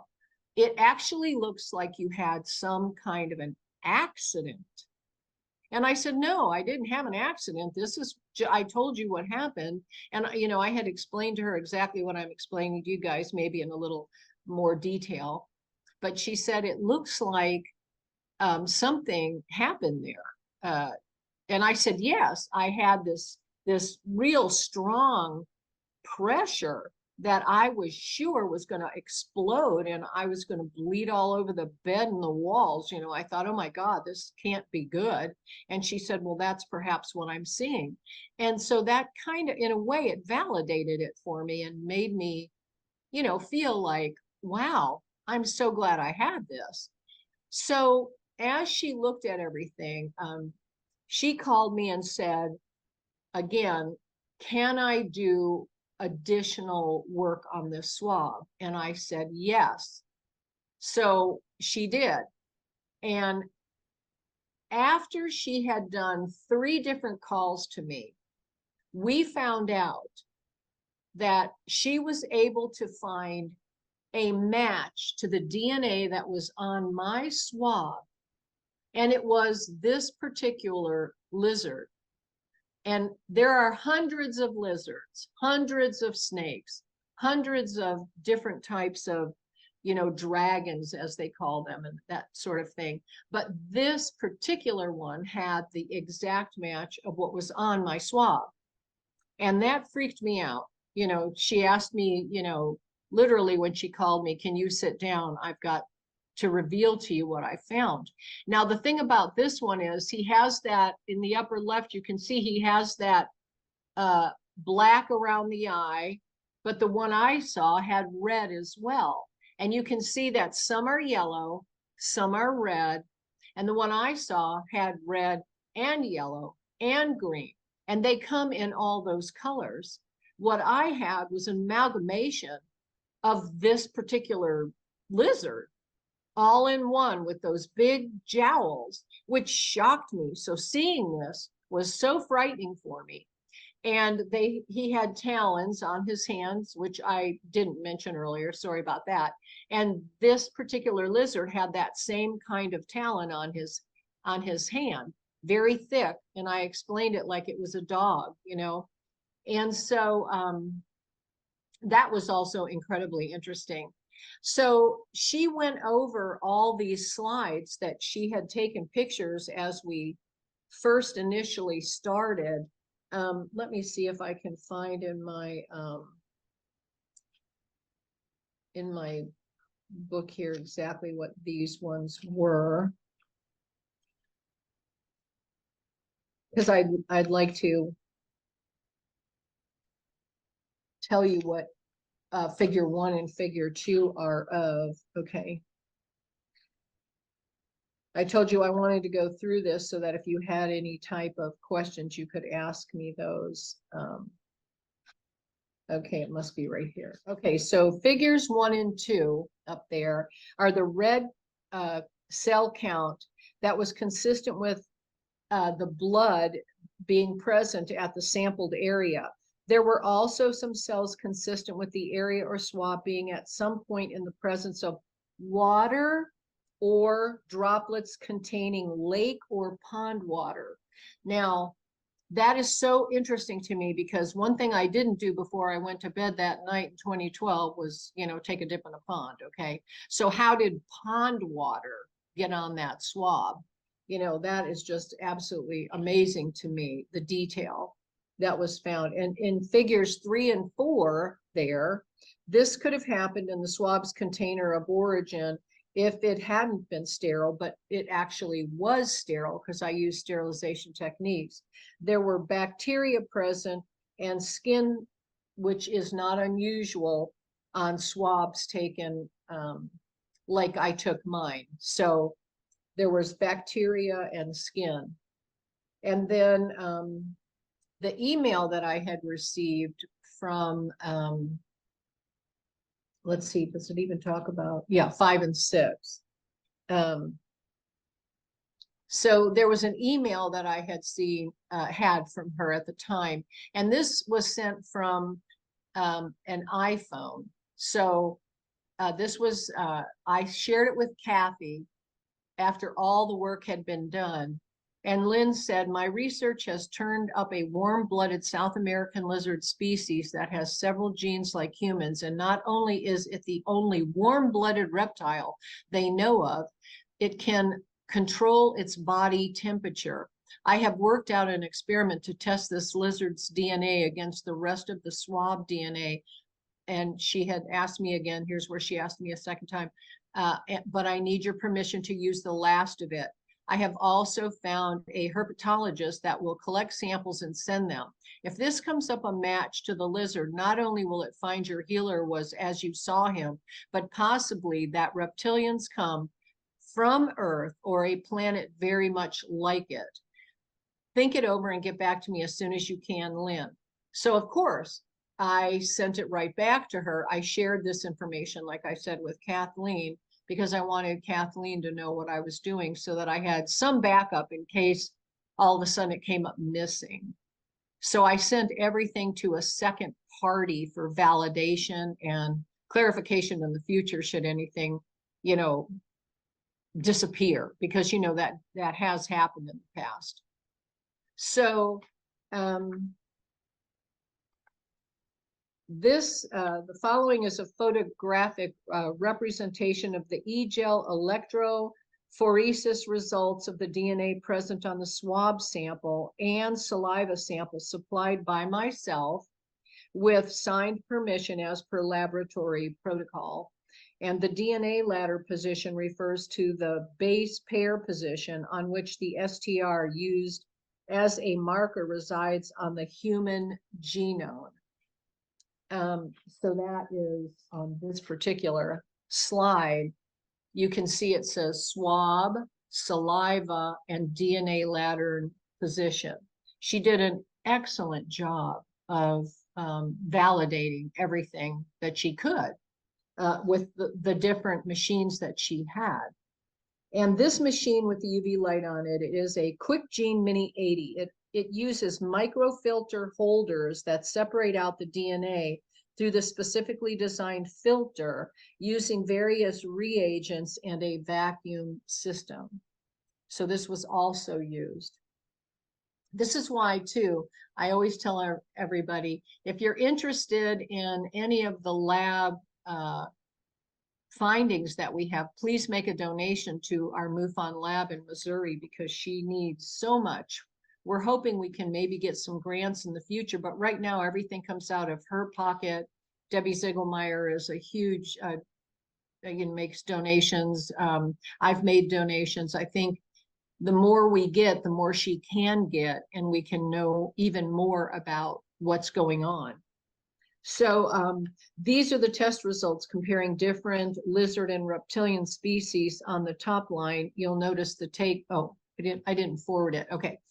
These are the test results comparing different lizard and reptilian species. So to the upper left there, it says tegu lizard, green anoil lizard, dragon lizard, Asian glass lizard, Burmese python, boa constrictor, common gardener snake. She looked at a lot of different things, including geckos, alligators, chickens, turtles, human DNA, and mouse. So she did so many testings to try to find out. And the one that, as you can see there, spoke volumes was the tegu lizard. It's got something all the way across the top, proving that that is what was on that swab. Slide 40 here is, this image shows side by side the matching DNA between my swab and the DNA of a tegu lizard. So in Agros 2, the first one on the left is my human match, and then this on the right is the tegu match. And look at that. I mean, there they are. And this is an image, which is kind of hard to see here, but of the gel of the tegu and the human comparison. So that is kind of hard to see. I don't know if you can read those little things. I mean, even I have a hard time reading that. But anyway, it was the gel of the tegu and the human comparison, and they were 100% on. And here's the title of the tegu paper report released by the laboratory. Now take a look at the colors that we have here, and look around the eyes of these guys. It's just interesting. The one in the center has like a white around it. The one up in the upper left has a black around it. You've got the green, the yellow, the black, the gray, the red. And like I said, mine was a amalgamation of all of them because it's a hybrid. And how they do it, I don't know. Don't ask that question. I don't know. But I do know that all these colors, which at the time as I was sharing this, I was like, oh my gosh, this is so hard to share. It's just so stinking bizarre. But I have to tell the whole truth. I have to tell people what it really looked like, And so, it was hard for me. Okay. This was very difficult for me. and talking about, oh, and it looked like it was a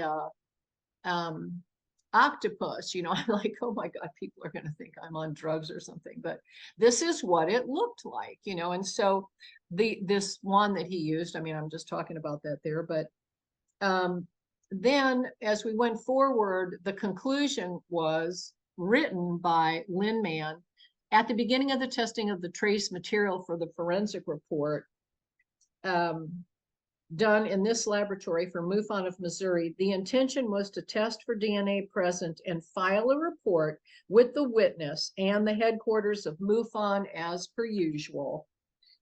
Having found that the witness's DNA on the sample swab and lacking any access to alien DNA, should it exist, I, for the first time, began to research what reptilian present on this planet might be close to having any part of its genome similar to a humanoid. What I found was the giant Tegu Salvatore Marianae, the resulting match to human and lizard DNA on the trace swab. It was a wonderful revelation to the analyst and to the witness. Never before, to our knowledge, has a traced sample matched a set of witnesses' accounts as well as this does. Even with the apparent lesser signal seen on the lizard gel, the potential for this study to be repeated with success on further samples of this type is high. It is for this reason the witness and study partners involved feel that this result should be published. And this is what she sent out to her fellows and, of course, to MUFON, to myself. And this was a published paper.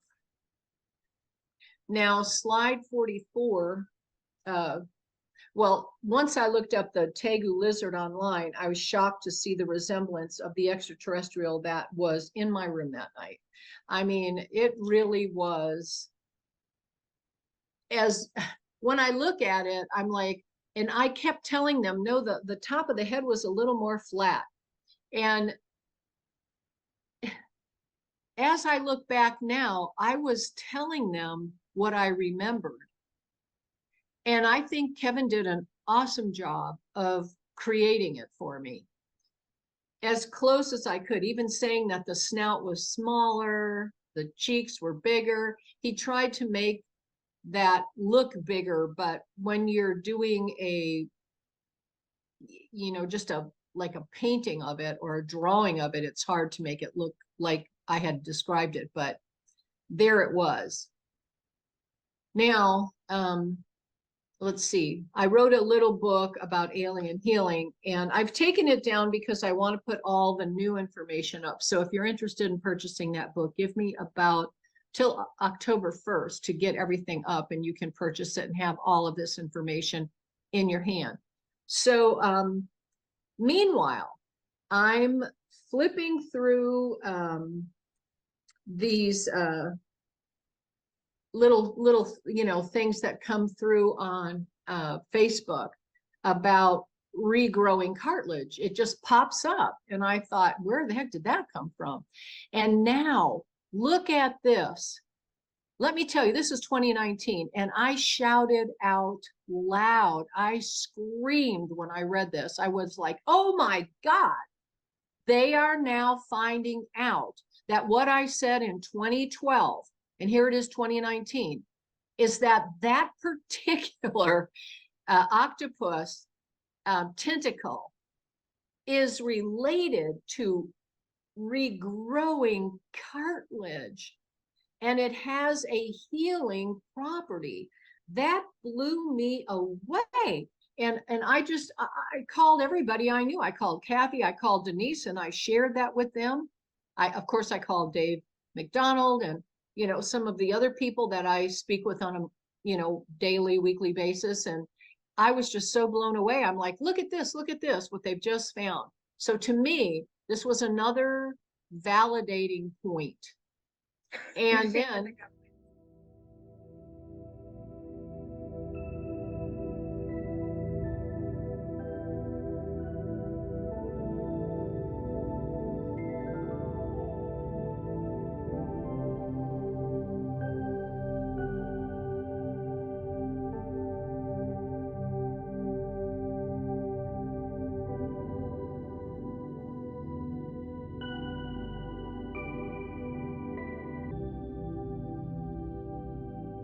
You know, the reason that I share this is because right after all of this happened, all of a sudden, we're getting all this goings on in Washington, and we're having so much goings on and revealing the truth that's been kept from people for so long.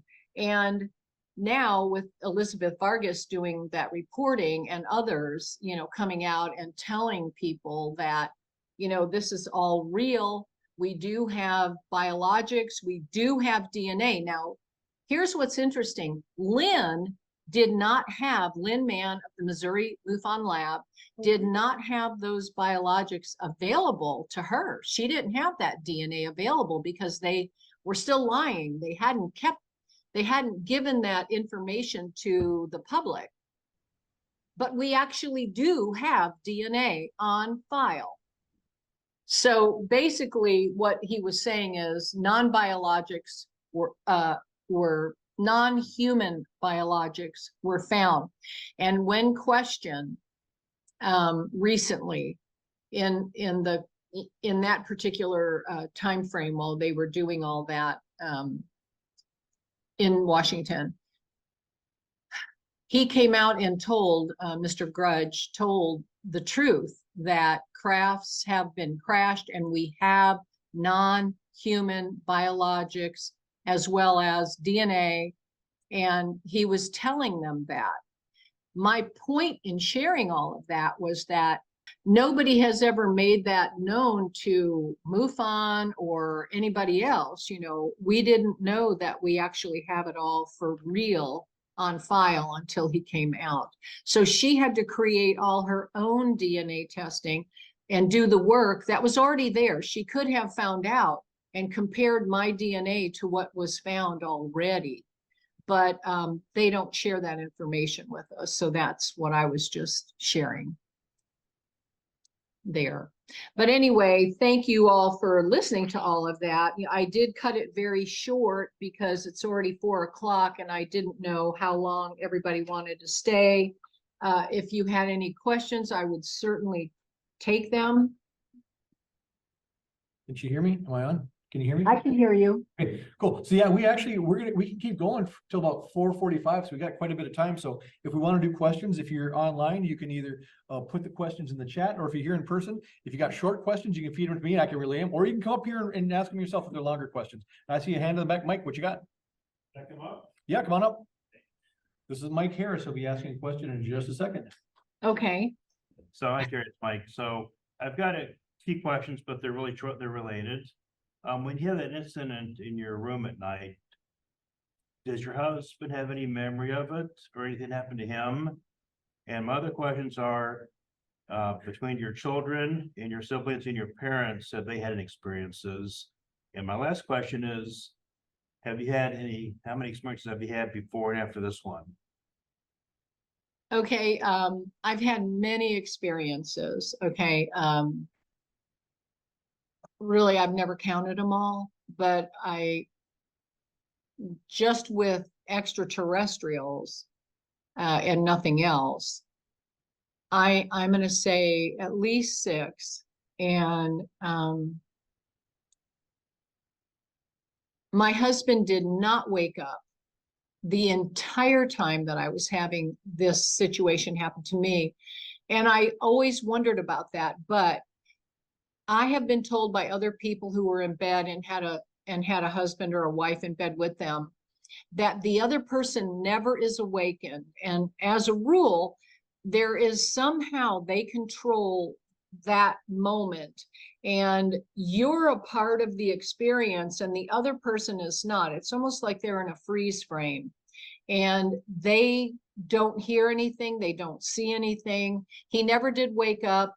I am currently divorced from that man. That was not Kevin. That was my previous husband. And he and I never spoke about anything. He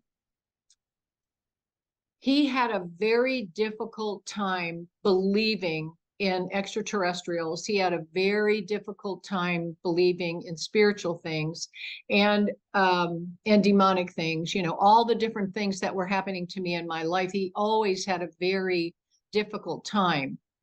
We're only just now talking about them, as a matter of fact, because I'm good friends with him. But he never did wake up. I never felt like I could confide in him and talk to him and share with him about anything. We divorced in 2014. And it was finalized. I started the divorce in 2013 and was divorced in 2014. So that's why he is not really a big part of that. I never told him. And then you asked me about the kids. Had they had anything? Kids, siblings, or your parents? My son has had experiences. My mother has had experiences. My brother has had experiences. My oldest brother, Phil. And as far as like mine, no. Mine are different because I've been exposed to tall whites, grays, a regular reptilian, and then of course this colorful hybrid reptilian. And you know, the whole focus of the MUFON symposium this year was friend or foe. And I can honestly say that I do believe that they are very friendly to us. I don't know why. I know a lot of people, you know, say that they are not friends, you know, they're foe. And I've never had a bad experience where I've been harmed by them or hurt that I know of, you know. But my son, his experience when we had a mother-son date night, and that was also in 2012, was a very busy year for extraterrestrials in our family that year. And, you know, he didn't have a one-on-one. He was with me while we experienced a morphed craft. And that turned him into an instant believer. And, you know, he used to make fun of me. You know, I'm kind of used to being made fun of my whole life, actually, because, you know, this is something that people have a hard time wrapping their own minds around. And I don't blame them. I don't blame them at all. If it hadn't happened to me personally, I don't even know if I'd believe it still, you know, but because it has happened to me, I can't deny what I've experienced. Did that answer all of your question? I know. Yes, about your siblings and parents. So I've heard it runs down the maternal line, and you mentioned your mother. Yes. I wonder if your grandmother may have, and you've never heard about it, or she may not even know. Well, my grandmother would have certainly known about Phil's experience because they lived in Miami. We're Floridians, and even though I'm in Tennessee now, but I grew up for 68 years in Florida. And my brother lived in Miami and my grandparents lived right next door. So I'm sure that his stepmother and his father would have mentioned, you know, when he was 9 years old, that he was, you know, having these incidences. She never did, my grandmother never did speak to me about them. So that's why I don't mention her. I do believe that she was well aware that Phil was having some things happen, and he actually saw a craft at a park when he was 9 years old. And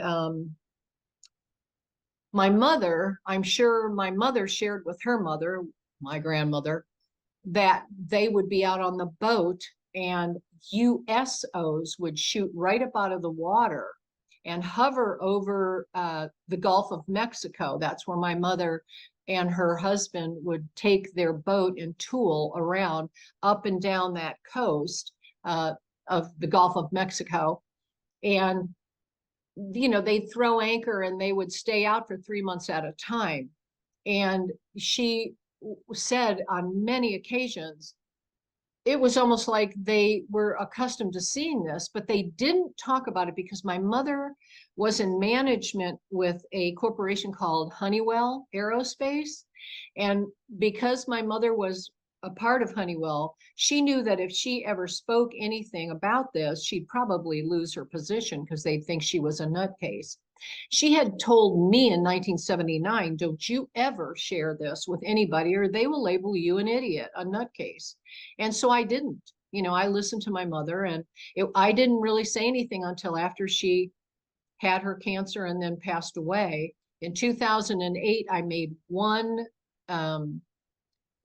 reach out to MUFON, but that was also a very bizarre situation because I didn't actually do it. I was led to do it.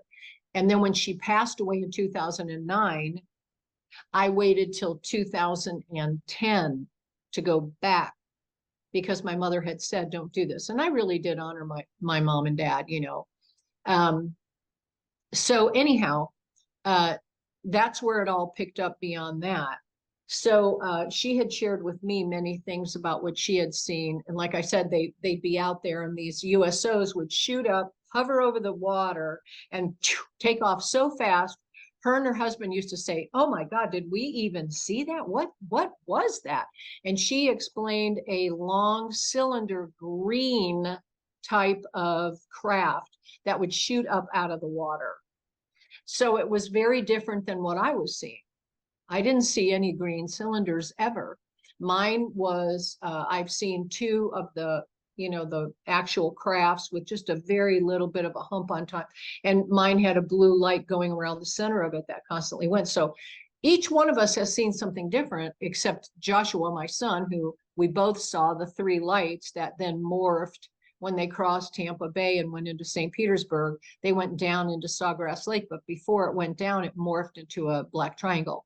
Now, I have had a conversation with Lou Elizondo about that craft, and he said that craft is well known by our military. It's a powerful craft. It morphs, and you know, people have seen it morph. I didn't even know they could morph. So, you know, to me at the time, I maybe had heard about that, but didn't really give it much thought.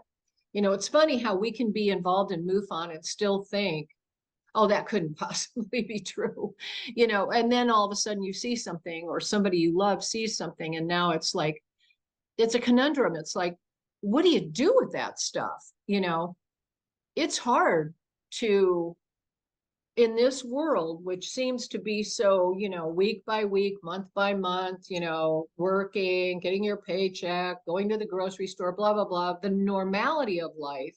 And then something like this happens and you're like, what the heck? So quite interesting. Thanks. There's a Sort number of questions on chat right now. Oh, okay. Yep, did you hear that? There's a number of questions on chat. Do you want to feed me one of them? Yeah, Ruben asks, what planet did the entity belong to? Ruben asks, what planet did the entity belong to? Yeah. We don't know. We believe it belongs to our planet. Oh. That it was a tegu Salvatore lizard that has been a hybrid here. So we don't know where the reptilian that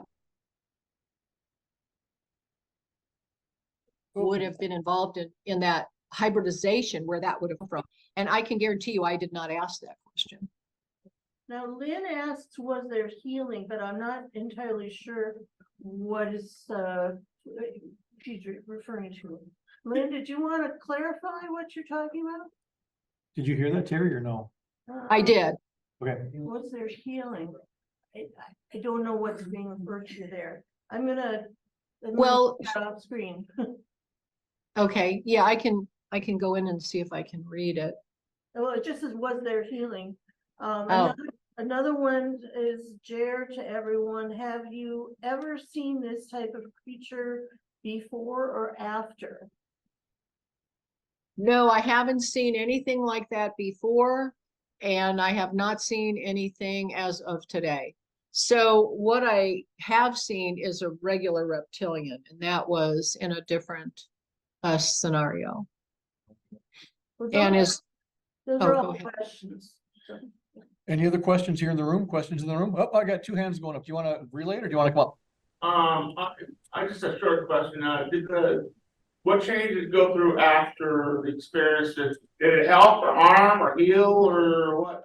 Were you able to? Yeah, and to answer Lynn's question, yes, there was a healing, and that was the other part of the bizarreness of it all. I was healed from the pain, and I was able to, before I was healed, I could take 2 fingers and touch my stomach, and it hurt. It was that sensitive. And I always wore kind of fat clothes, you know, like I wore things that hung very loosely. I wore stretch pants. I didn't wear belts, you know, things like that, because that would have really caused a lot of pain. You know, every time I moved, that would have hurt me. So afterwards, I was able to, like, I'm back in wearing belts and tight pants and things like that. After 2012, I could.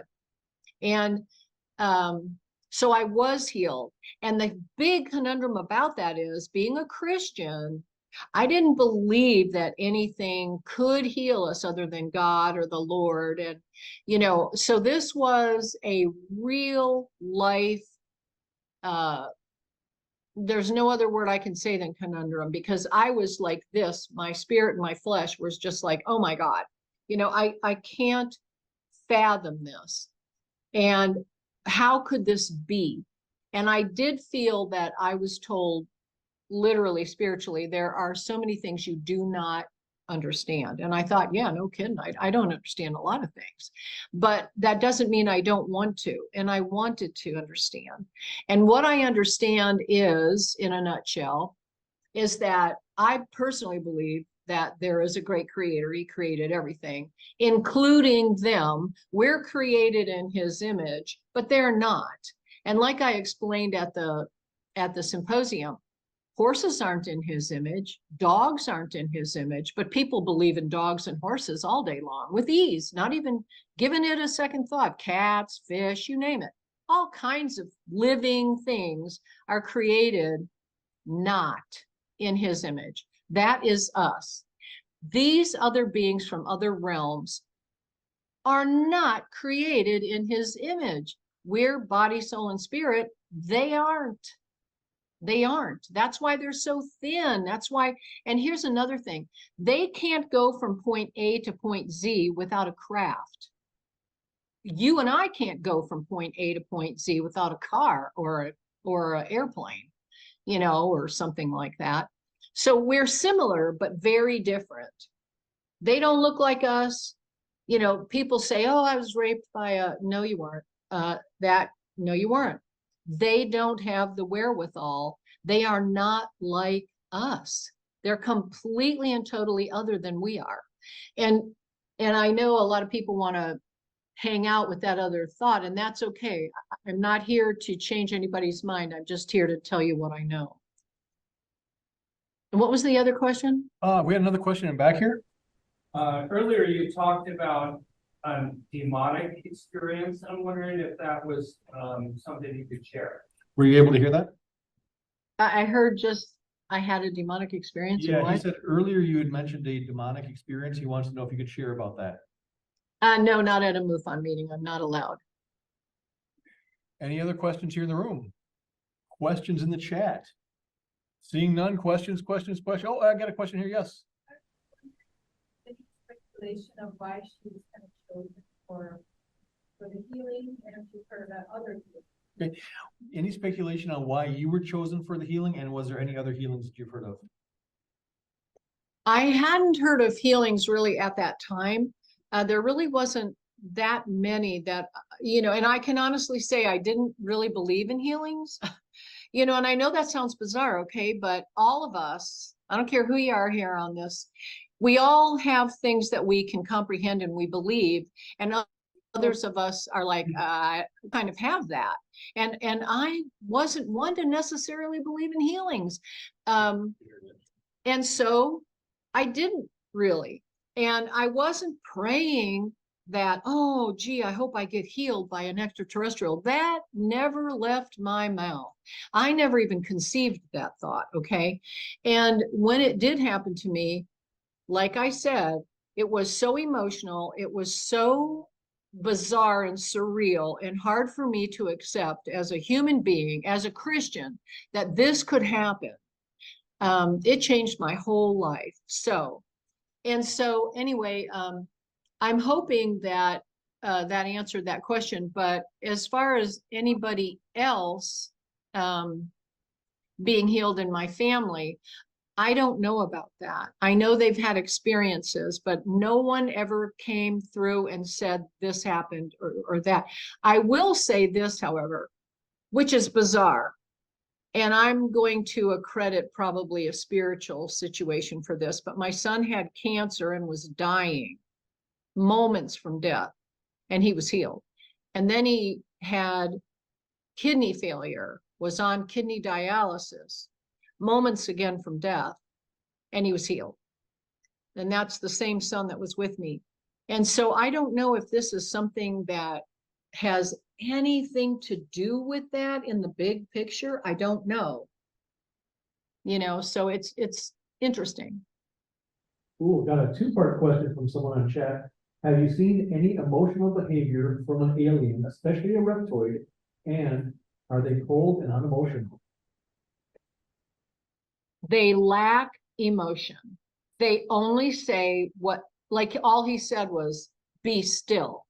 And others I've been with have said, we will not take you. We will not harm you. They're not big in conversation. They tell you just what you need to hear, just what you need to know. And they do seem to be controlling the entire time you're in conversation and in the room with them, in the moment with them. They're very powerful. They do have power. They do have the ability to kind of put us in a frozen mode. And you know, there's the human fear factor. You see, you know, it's easy for you to listen to me, but trust me, if you wake up tonight and you roll over and see something like that, yeah, I want you to call me and tell me, because I'm here to tell you, you're going to be screaming, and it is very frightening. And it's not something that you can go through easily. It takes so much time to deal with it. There are actual times that I stop and go, did it even happen? Oh my God, it's so freaking bizarre, you know, because it's so hard to come to grips. Like one of the things I said was, where do I file this? How do I deal with this? You know, how do I move forward from this? Because you have to be able to deal with the things that your eyes see and that you physically experience. And that is a very tough thing, especially when you're scared out of your gourd and you're not sure what just happened to you. People don't talk about that emotional side of it, but trust me when I tell you, it's all emotional. It's all freaky and bizarre in every single way possible. It's bizarre. Yeah, there's another comment in the chat. I wonder if you have anything to say about this. And the comment is, if only they could announce themselves before showing up, might make it a little less frightening. Do you agree, disagree? What were your thoughts on that? I don't know that it would make it less frightening. It would be another form of bizarreness, is that they're reaching out to you and letting you know, but they don't. And I've never known they were coming, except when we're doing a CE5, I'm very expectant of them showing up, and they have not failed me. And I've done a couple of them, one with Kathy and Denise and my girlfriend Rebecca in Florida. And they delivered tones to us, vibrations, if you will. Go figure that. And that was like in 2009. No, in about 2011, sorry. And oh, I take it back, 2013. So they were doing all of that. And from the vibrations and the tones that they sent each one of us, we each got a different tone and vibration. And we had a keyboard there, and we were able to put down those vibrations. And the woman that was with us wrote a song that has been used, and I'm sure some of you have heard it if you've ever gone to anything that Mark D'Antonio has done. He took that song, The Universe is Calling, and wrote, you know, he took the song that she wrote from our 4 tones, me, Denise, her, and Kathy Martin, and created this beautiful song. So they don't really tell you if they're coming in. I mean, I've never had one say, I'm taking you to the catacombs today, or you're going to see this today. I just ended up in the catacombs. I ended up with one at my bedside. I ended up with the ones on the crafts, but I had no clue. I do want to say this though. In 1979, when I had my first UFO experience that was hovered over the railroad tracks, I was coming home late from work one night, and the girl that I am that was driving that little Honda Civic that pulled up to that UFO is not the same girl that came out of the craft after they had taken me in the craft. I was completely different in my thinking. And I still to this day don't know what they did to me on that craft because I was put out. I remembered being floated into it. I saw the tall white. He was there. I saw the grays. They were there. But they have the ability to put you under and then bring you up, speak to you, tell you something, and then put you back under. And then when you come back up again, you're not even there. You're somewhere else. And so extraterrestrials aren't something that we should be comfortable about, I don't think. I went into that craft feeling one way about them and came out of that craft that night begging them to take me with them. I would have never said those words before I went in, ever. It just didn't make a bit of sense. So they do have a degree of power and control over us. And I still don't know to this day. That happened when I was 27. I'm 71. And I still don't understand what happened that night in totality, that I could have gone in fearful, freaked out, blown away by the whole experience, and then come out going, don't leave me, don't leave me, don't leave me here, take me. You know, why would somebody say something like that? So we never really know what they're going to do or how they're going to interact with us or how it will leave us emotionally, physically, mentally. This is something people need to ponder, you know, before getting involved. You know, don't run up to a craft, don't touch it, you know, don't be one of these people thinking you can shoot them or you could do this or that. I mean, you could be killed. They have power. They're just not like us. Yeah, I've got a comment I want to make for people in the room and online, and then I have a question for you. So my comment first is she's mentioning a CE5. So CE5 is close encounters of the fifth kind. Now, what she's talking about is CE5s is a set of protocols developed by Dr. Stephen Greer, and people come together and they go through these protocols with the intention of initiating peaceful contact with extraterrestrials and drawing them in. So they're trying to intentionally making contact with ETs and bringing them to them to have an experience with them. So my question about that is, you said you had your experience with this healing in these reptilians, and then you said you did a CE5 to draw them in. Do you feel like those are the same entities that you're trying to draw in, or do you think those are different entities that show up in your CE5 experiences? I think they're different. My CE5 in Lakeland, there were 12 of us all there, and we had the fans blowing on us to keep the mosquitoes off of us. We had a fire burning, and we were all looking south. And we had chairs all sitting there and snacks and stuff like that, you know, very relaxed.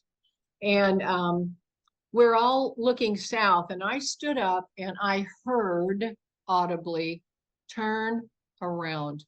And when I did, I was looking now full north, due north, and there was a craft coming in, and it was moving pretty slow, but fast compared to where it was and what I was seeing. Okay, this was pretty far away, and it was coming in like this, which means it was going a whole lot faster than that, because of how far it was. And all of a sudden it stopped.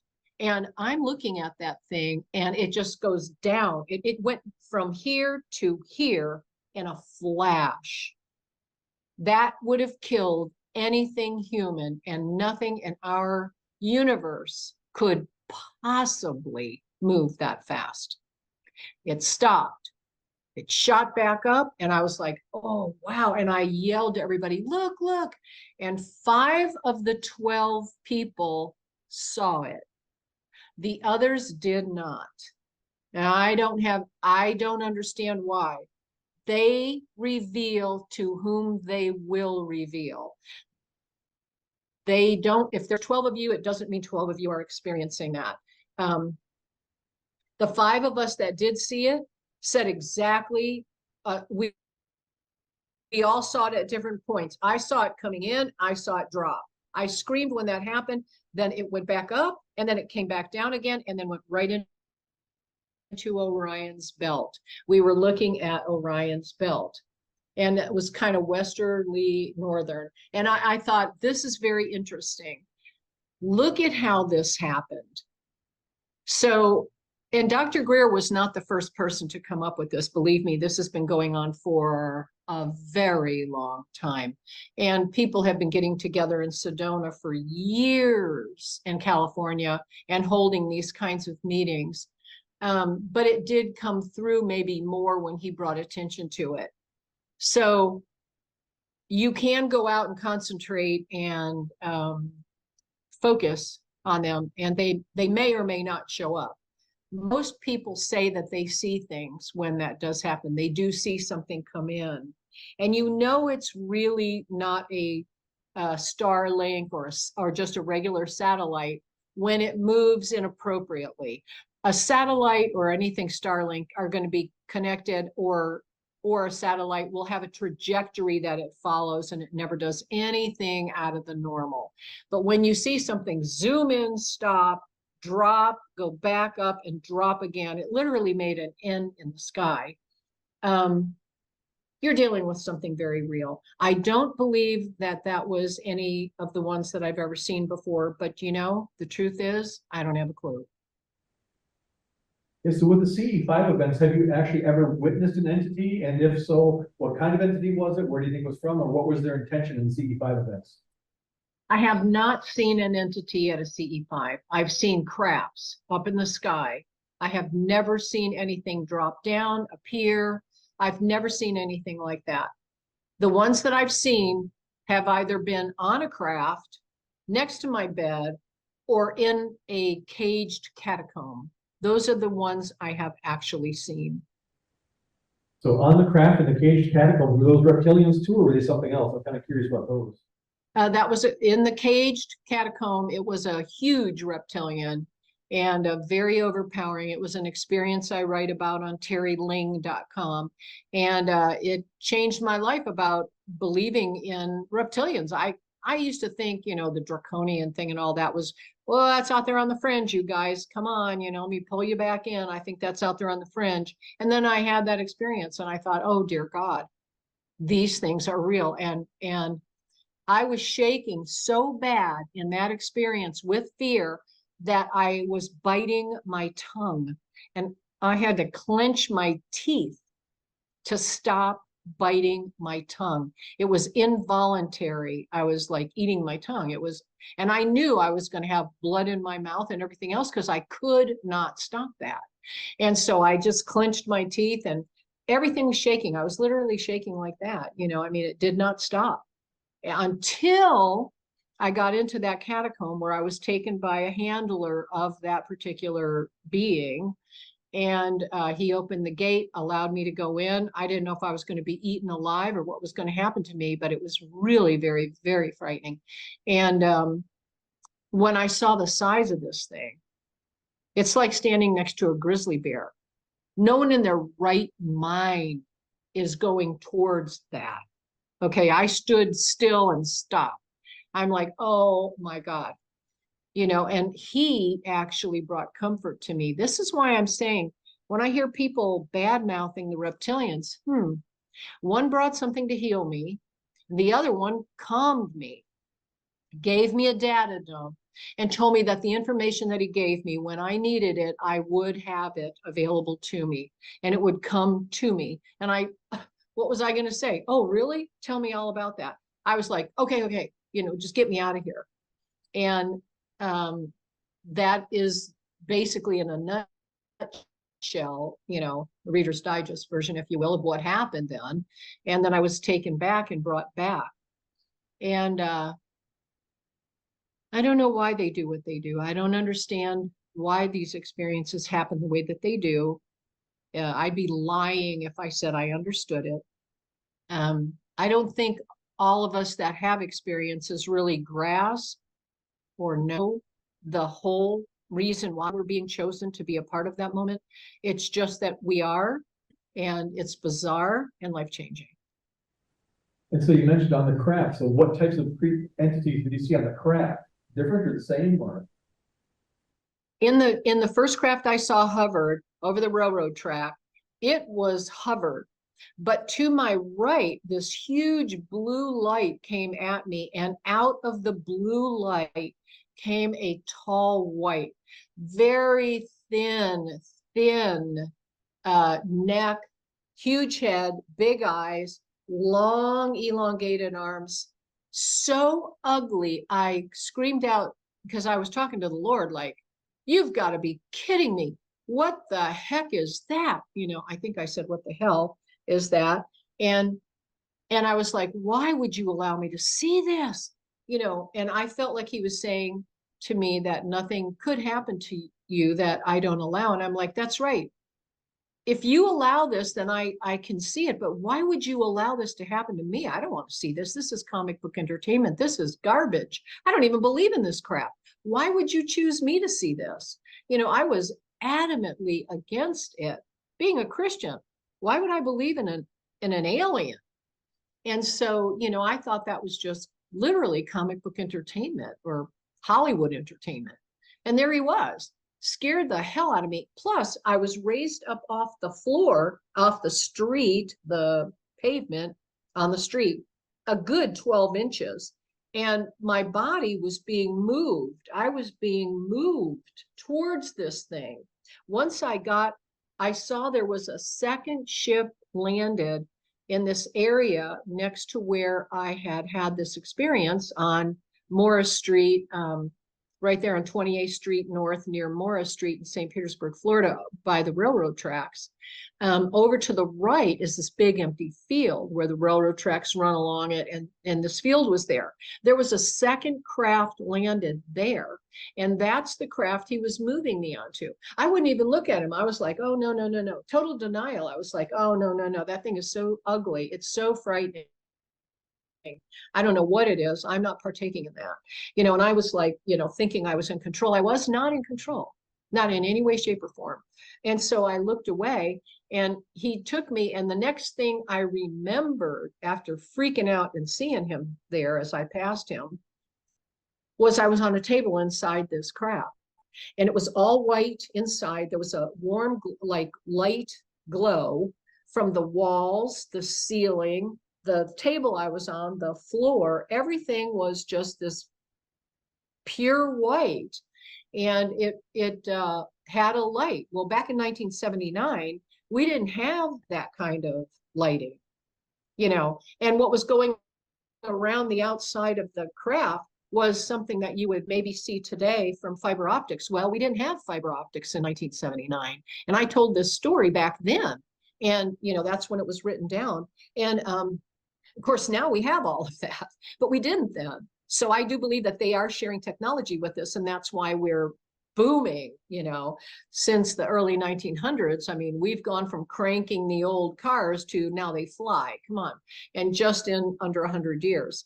So, you know, this is all happening now. And so I do think we are sharing information, but not to get too sidetracked. When I was on there, the tall white was there, but down by my ankles were two grays. Now, I'd never even heard the terminology of grays or tall whites, so I didn't know what I was looking at. I also experienced missing time, but because I didn't believe in them, I didn't know missing time was a reality. So I had no clue. You know, I was just your basic uneducated person in that realm, experiencing all of this and then coming back and talking about it. And everybody else who knew about it knew that it was, you know, okay, this is what she had, this is what she had. And I'm like, what are you talking about? Missing time. How could that be? You know, time is time. You don't miss it. And so it was just my whole life has been this, try to wrap your mind around this craziness, you know? And so, I remember him looking right down at me and looking into his eyes. Oh my God. And, it's shocking, just as shocking as the hybrid that was in the room that night. That shot terror right straight through me looking into those eyes. And he said, the one on the ship, "We will not harm you. We will not take you." And with that, I got a little bit boisterous and I was like, take me where? And then he put me out again. They don't allow you to be out of control. One of the few people that was out of control, that was allowed to be out of control, was Travis Walton. And I've talked to Travis about that. You know, he picked up instruments and threw them at him. He was screaming at them and yelling at them and running from place to place on the ship he was on. And they had him there to heal him, but he didn't realize that. You know, and so having had conversations with Travis and talking about this, I could glean some understanding of what had happened to me. And they did not allow me to be boisterous. Was it because they had had so many people boisterous like Travis in the past? And now they don't allow it. You know, they shut you right down. The next thing I remembered after that moment was standing in front of my Honda Civic and looking at the one that was hovered over the railroad track. And now all of a sudden I'm a completely different person. I'm begging for them, don't leave me, don't leave me. And I'm like, what are you saying? Why would you say something so bizarre? You know, you got 2 babies at home. What are you talking about? Take you, you know, and I was having such a internal conundrum. Like I was saying things that my own ears could not believe I was hearing me say, you know, that's a pretty crazy day. And of course, that was the night that I went over and told my mother about it, because I thought, oh my God, I got to talk to somebody. I got to talk to somebody. I mean, I've either lost my cookies, I'm a mental case, or I got to talk to somebody and tell them what happened and see what they say. And that was the night my mother said, don't worry, Teri, I've seen them too, which is when I thought I was about going to lose my total cool. I jumped up and started screaming at her instead of, you know, saying, oh, isn't that nice? You know, I started screaming at her and pointing in her face and saying, how in God's name, I'm 7 years old now. Why would you not tell me and prepare me for this crap? How could you allow me to be, subject to this nonsense? Why didn't you tell me? Why didn't you take me into your confidences? And I was actually furious with her. So, I mean, those are some of my experiences and how crazy and bizarre they can be, you know? Yeah, and I'll offer this comment that someone made. Christine says, that's exactly what I thought. They don't teach this stuff in school. It was so weird experiencing this in time and trying to figure it out. That's right. You don't get it from church and you don't get it from school. And shame on those people, because there is plenty of information written and out there that we could be looking at that could help us to at least wrap our minds around the craziness of it all, because it's like I said, earlier, and I use that verbiage a lot. I say, we're not taught, and the church should be telling us, okay, strange things can happen, which is why I am currently now in Paris, Tennessee, and I do a podcast from our studio here in Paris. And it's called Paris Paranormal. And I share what really can happen to people and what is really going on. And it helps people to know that this is what can happen to you. And why did it happen? I've done a lot of studying and think tanks and reaching out to people to get other opinions. And I've tried very hard to get as much information as I can to be thorough. And I feel like I owe that to my grandchildren and my great-grandchildren,